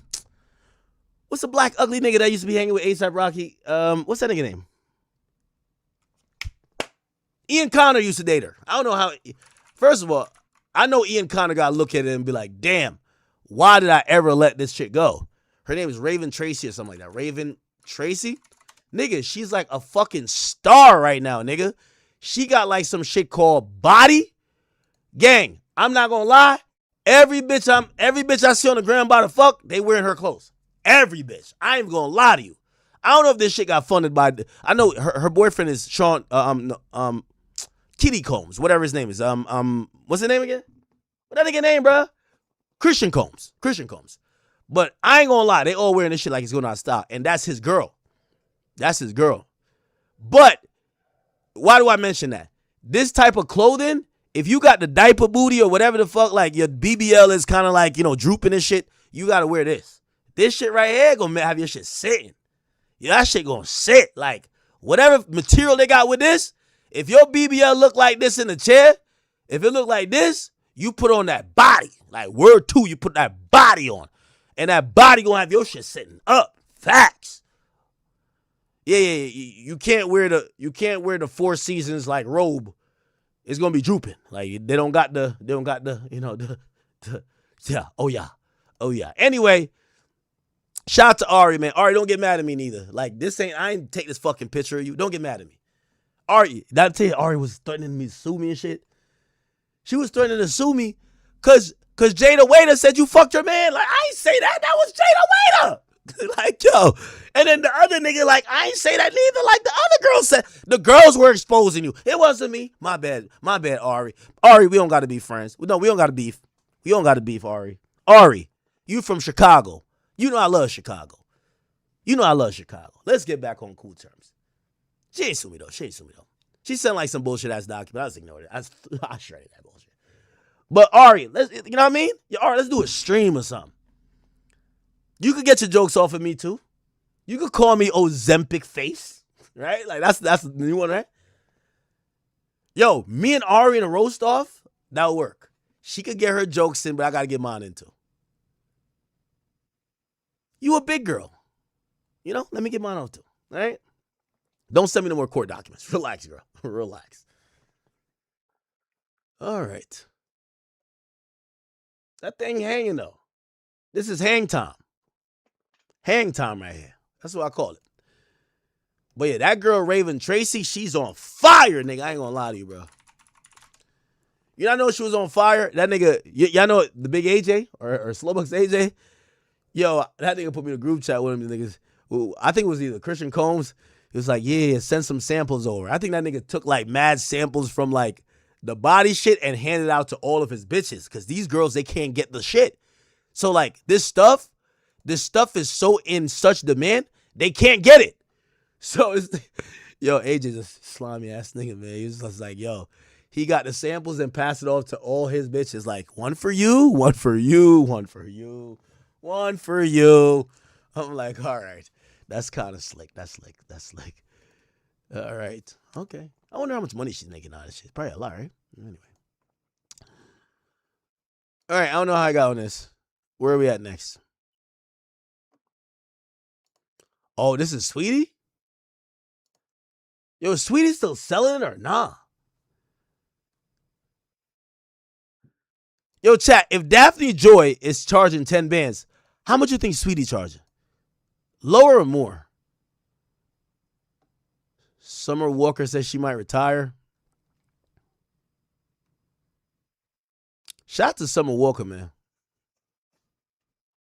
Yo, now that I got Daphne Joy, I'm trying to figure out, yo, if Rich the Kid was fucking Summer Walker as a side chick, yo, Summer Walker, what's the prerequisites for you to be my side chick, nigga? Like, yo, Rich the Kid had you as a side. Like, nigga, I just save your ass as DoorDash. Word up. Like, I'm with that. You feel me? Yo, Big Act lost some weight, nigga. I'm popping it now. I'm like, yo, nigga, you was a side chick for Rich the Kid, nigga. Man, come over here too, nigga. Fuck is you talking about? Like, I'm popping it now, Chad. I'm popping it. I'm like, what? That's a little dirty macking, right? Wait, you was his side chick? Man, join the squad, nigga. The fuck is you? No, I'm playing. It's a joke. This is like part of my comedy. I'm going to Toronto. Going to Toronto, go cop a ticket, bro. I got to tell some jokes, bro. Watch, all these people going to mention me, Matt, because when they clip it, they never mention the joke part. These are jokes, man. It's fucking jokes. I don't got no topics. Actually, I do got topics. It's just, we're chilling. We're chilling right now. It's Meg Thee Stallion and shit. Let me just not say nothing about her today, bro.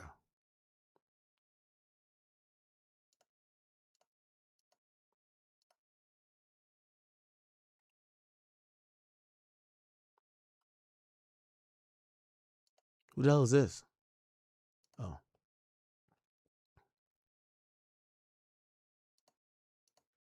Oh. Right, whatever. Yo,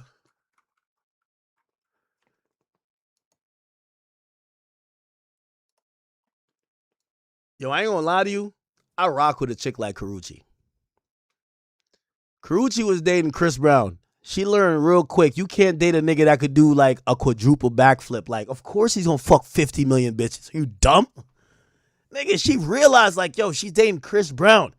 You know what she date? Nigga, she dated a nigga who got like a terminal illness. Like, yo, she clocked. Now, let me stop playing before these niggas kill me. My bad. No, that's a joke. That's a joke, clearly. Let me just stop it. That was poor taste. Poor taste. Poor taste. Man, you can't date a nigga that could do like a quadruple backflip. The fuck? What do you think? You gonna be faithful? Like, let's keep it a bean. Like, you gotta date a nigga who's like, you know what I'm saying? So good. Now, listen, no, I'm cool with Shiloh. Shiloh's my mans. I met him at ComplexCon. Deadass. Cool guy. And Shador, I don't know him, but I heard he used to be driving a Rolls Royce on campus. Karuchi asked if Dion could still have kids. Does Karuchi got kids? Does Karuchi have kids? Yo, remember when people used to call her everything but Karuchi? They used to call her Carrot Top, Kakarot, Karate, anything but Karuchi, bro. Now niggas just put respect on it. Niggas never called her by her name, bro. Kakarot was the dopest name she could have ever had, bro. Kakarot was wildin'. Shout out to Kakarot. Oh, she doesn't have no kids. How old is Deion Sanders? How old is Deion Sanders? How old? 58? Yo, didn't like some actor like just have a kid at 70? Yeah, he can still shoot. I ain't gonna lie to you. Deion better than me. I'm definitely putting a kid in Karuchi. Especially like, nigga, you could put a kid in her and have your sons raise it, nigga. Like, or, you know, have them like babysit and shit. Not raise it, but your sons are grown as fuck now. How old is she? She 38? What? Yeah, you gotta put a kid in her, bro. Facts. Gotta put a kid in there. I ain't gonna cap with you.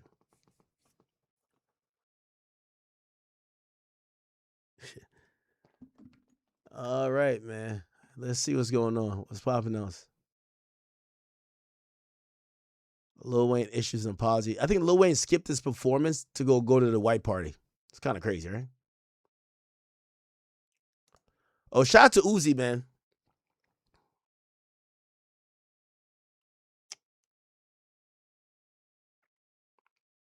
Yo, Alex Media, shout out to him.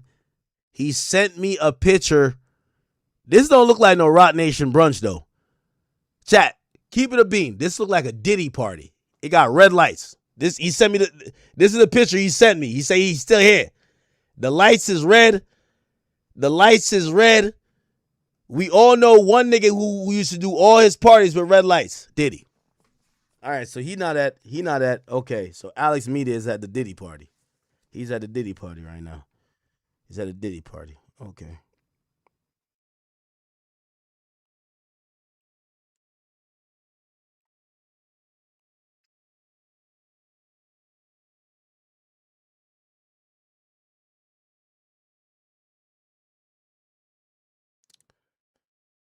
Okay.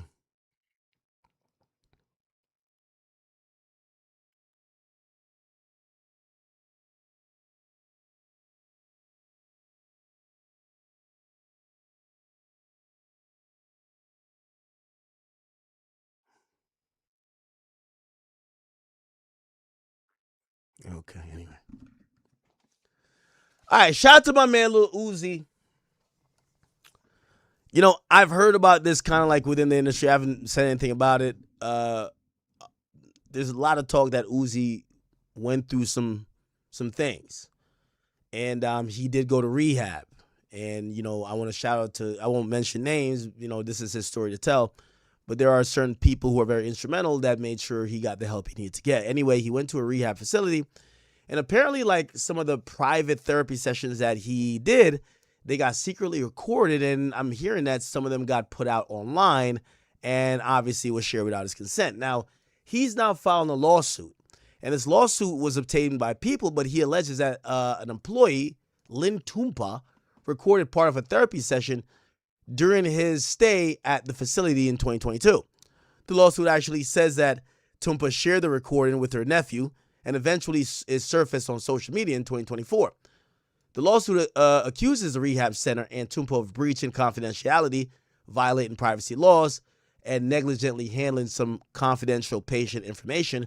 Uzi seeking compensatory, punitive, and statutory damages with the amount to be determined at trial. I think this is going to be an easy win for Uzi. I don't even think he's going to go to trial, if you ask me. If it goes to trial, he's going to get the bag. Why do I think that? That rehab facility is going to have some type of insurance.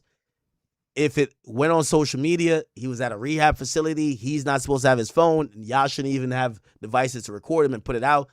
Supposedly, it's a nephew or some, you know, family member of a therapist who did this. It's going to be cheaper to just pay him than go to trial. And maybe he just says, hey, no, I don't want the cheap payment. I want to bring it to trial and hit y'all over the head for the bag. And now y'all going to have to really pay me. But I'm going to be honest with you. This is a slam dunk, easy, at least like $2 to $3 million. At least. You know what I mean? This could be something where, you know, he tries to claim over $10 million, right? You know? But easy $2 to $3 million if you ask me. This is a huge artist. The fact that he's in a private situation like that is because he's also worried about the optics of his career. He didn't tell people, and now it's being exposed. And that was the whole idea of going to therapy or going to that rehab facility to not be ousted, and now it's ousted. So I'm not even going to look up the video in question. I'm pretty sure it is out there somewhere. We're going to have a little bit of respect for Lil Uzi Vert. You know, Uzi is an artist that we love. And I absolutely do believe that for anybody who are doubters or critics about Uzi's, you know, career, trust me, it is not over. It is not over. By the way, we just seen like what you saying went crazy. I think we're gonna start seeing Uzi pop out with like really classic albums. But I guess the word is out a little bit. He went through some things, and from what I've heard, he's gotten the help that he needs. And that's one of the things, if we love these artists, they're going through life as well. They're human. They make mistakes. Sometimes they fall off the wagon and whatever. We want to say to Uzi, we love you. Kodak, we love you. Cardi, we love you. And I'm not mentioning people who have all problems. I'm just mentioning these young artists who are off the same generation. Savage, we love you. We all remember them. Yachty, we love you. And I think part of us enjoying the art of these people is kind of realizing that as life goes on, sometimes people fall off the wagon. We got to encourage them to get back on. So, Uzi, we are here and supportive of you. And I'm glad you're getting to the point of suing because, again, those vulnerable moments people trying to take advantage of, that's not cool. Again, I can't wait for the next album by Uzi. I'm super excited. All right. I always told y'all, he hit me and says, Ak, I want to say this to you right now. He's like, don't repeat this until later. But it was almost like he was marking the time, and I really respect it. So shout out to Uzi, man. We love him. Okay. So this is what Summer Walker was saying. Thank you guys for showing up and showing out because y'all literally sold out my whole tour. It was only just like 2 cities, I think, that wasn't sold out. And even with that, it was just like little seats trickled in between. And I just don't take that lightly. I put so much work into this tour, blood, sweat, and tears. And I'm just so glad that it wasn't for nothing. Everybody just seemed to enjoy it. It's just so many great reviews. And I'm just really appreciative and I'm really happy. Like, from the music producing and the dancing and the clothes and the putting the show together, it was a team effort, but it was mainly off of my brain. And I just have to say that because I gotta pat myself on the back, baby. It was so much work, and I only have one more show left. All right, Summer Walker, do your thing, girl. I always liked Summer Walker. I always thought like she came on very human. I like celebrities that come off human. Say, babe, what if I walk up to you and be like, Tim Faye looking lovely, got good hair, you can rub it. I love it. Oh my God. You look good as fuck. Say, babe, what if I walk up to you and be like, Tim Faye looking lovely, got good hair, you can rub it. I love it. Oh my God. You look good. Yo, Kevin Gates, congrats to you, man. You got the right one, man. She hype you up. She love you. She don't embarrass you. She marches by the beat of your program. You seem that you highlight her and you show her love. I'm hoping this lasts finally because we remember the Brittany Renner saga. So we just hope it lasts now, Let's say support artists, support real music, support real creatives. Because, baby, the 2 things that we have to compete with, AI is one of them. And the other thing is ratchet ass, ghetto, low vibrational music and songs. I'm sick of them. Do I think that one song is going to turn somebody into a criminal?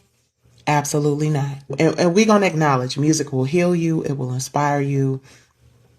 But when songs start streaming billions and billions of time, it becomes a part of our cultural conversation, right? It's not just shaping fashion and language and cultural identity. It's actually teaching people how to treat us. Music influences our emotions. Yeah. Music influences our cultural identity. Yeah. Music and social norms, right? Our attitudes and behaviors about things.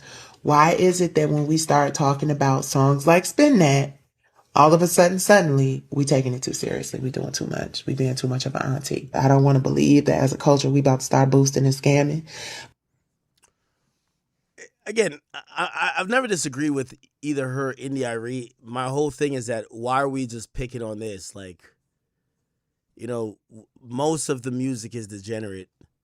Maybe we're just taking exception to people bigging up boosting and scamming, but it's like whole music is pretty much ubiquitous at this point. Like everybody's making like degenerate music. No one's making like wholesome music. So why pick on this girl who, I'm gonna be honest with you, I think you stop her from hoeing when she makes a song. Cause in my opinion, she was hoeing for Diddy. So at least she back in the booth instead of in the bedroom. So I'm not mad at her, and I'm actually happy she having her moment. But if we gonna call out that behavior, don't call it out because people like it. Call out everybody else who does it, and it's a lot. But it's already something that plagues our communities. It's already a lot of kids who don't have parents in the household because they locked up. It's a lot of young women out there and young men out there who got locked up for stealing some shit, didn't have the bail money or ability to get out of jail and ended up getting in trouble while they were there. And now they got to spend the rest of their lives in prison. I just think that there's a lot more, not that everything has to be kumbaya. And again, it's art, but, Carisha has a very successful record. She's going to reap the benefits of the record. So if there's a criticism connected to it, then, you know, got to take that too. And I get it, because honestly, I don't think that there are enough of us who care enough to really make an impact on whether or not that kind of music and those kind of songs and those kind of, I mean, for God's sake, see, Dolores Tucker went all the way to the Capitol, y'all. And they told that lady to get up out of here, gave her a parental advisory sticker that don't even exist anymore. And, you know, that was that. So if you go to the highest court in the land and they say they don't care, i.e. what I had to do with my case, then what else do you do? You know, maybe occasionally get on live and share with people who'll listen and who get it that, you know, it's not okay. But then, you know, then you ostracize and alienate yourself for something that the whole world is going to be bopping to whether you are or not. So feels a little futile to even talk about it, but I'm just a real one. And I just have to say, I'm not buying into the hype because everybody else is. Never have, never will. I support artists, support real music, support real. Yeah. My thing is, Young Miami basically was damn near selling it 2 weeks ago. Like, bro, at least she's getting honest working, bro. Like, I'm not gonna get mad at Young Miami right now. Like, yo, bro, was y'all gonna shame Young Miami that she goes back to getting pissed on? Like, bro, stop, like, get off her dick. Like, yo, pick another person. This chick she started making music, got pissed on for like 3 years, and now her, you know what I mean, sugar daddy or sugar pisser, like, got locked up. She's back to music and she finally caught one. And now y'all trying to shame her like she should go back to getting pissed on. No. Yo, Young Miami, I'm going to defend you, okay? And Didi, you better thank me for defending her. I'm going to defend you, Young Miami, all right? Get off her motherfucking dick. You get what I'm saying? Like, she finally back to doing honest work. Before, she was on her hands and knees getting urine and all type of shit. You know what I mean? Now she's back in a booth. At least she's in a booth and not in the fucking hotel doing a freak off, bro. Please, let this woman work, bro. Okay? All right. Lonzo Ball addresses his parents' separation. You know what's crazy? Did y'all hear that LeVar Ball, like, his wife just dipped on him? So LeVar Ball, we all know LeVar Ball, but, like, apparently LeVar Ball, his wife, he stuck around for his wife who had a seizure or something like that. Not seizure, but like a stroke. And he stayed there, nursed her back to health. As soon as she got nursed back to health, nigga, she dipped on that nigga, bro. She was just like, yo, nigga, you know, he got his foot amputated, and she was just like, yo, this nigga boring now. I got to go find another nigga. She want to go do something else, that's fine with me. We had our run. So even though she had the stroke and getting older, she would never be like, oh, man. She was always beautiful in my eyes until you say, I want to go do something else. Yeah. Now you're not as beautiful to me again. Tell us the truth! It's easier to be a wife than it is to be a husband. What is this? And that's why She would never be like, oh, don't wait. That's you know, with my wife, you know, who Tina decided to go her own way. That's why you don't see her right here. But she want to go do something else, that's fine with me. We had our run. So even though she had the stroke and getting older, she would never be like, oh man, she was always beautiful in my eyes until you say, I want to go do something else. Yeah. Now you're not as beautiful to me again. And the fact that if you decide to go this way, I'm going to go that way, that's fine. That's deep. It is what it is, man. And like I said, anytime you can find somebody you can stay in love with for a long time or for one day or whatever, if you can witness that love, that's good. I had that with her. And I found somebody else. But it is what it is. Wait, who? No need to worry. It's the book of Alpha running, man. Oh shit. So yeah, that's what he told that to Neon. That basically his girl just upped and dipped. I had my girl put this together for me, man. My interior designer, my assistant, she do it all for me. By girl, you mean a sister, or do you mean? My woman who taking care of what's going on right now. That's what I'm talking about. She told me she's Colombian. Yes. My boy got Colombian now? Even Tina decided to go her own way. That's why you don't see her right here. She want to go do something else, that's fine with me. We had our run. She had the stroke and getting older. She was always beautiful in my eyes until you say, I want to go do something else. Now you're not as beautiful to me again. If you decide to go this way, I'm going to go that way. That's fine. It is what it is, man. Damn. So now Lonzo Ball talking about it. Pretty sure we all know that the internet's been in an uproar about the situation. I'm going to touch on it briefly. First and foremost, I want to say I love both my parents, but the situation that is put before y'all is not how it went down. I'm not about to get into all the details, but long story short, my mom didn't want to leave. She was quote unquote, damn near forced to leave. I helped her leave. I'm glad she left. She's in a great spot. Shout out to Dip. Put her up nice. So she's good. My pops is good. They obviously don't f each other, but I f with them both, and she was not wrong at all. She did not leave him because he lost his foot. That's a myth that was put out there.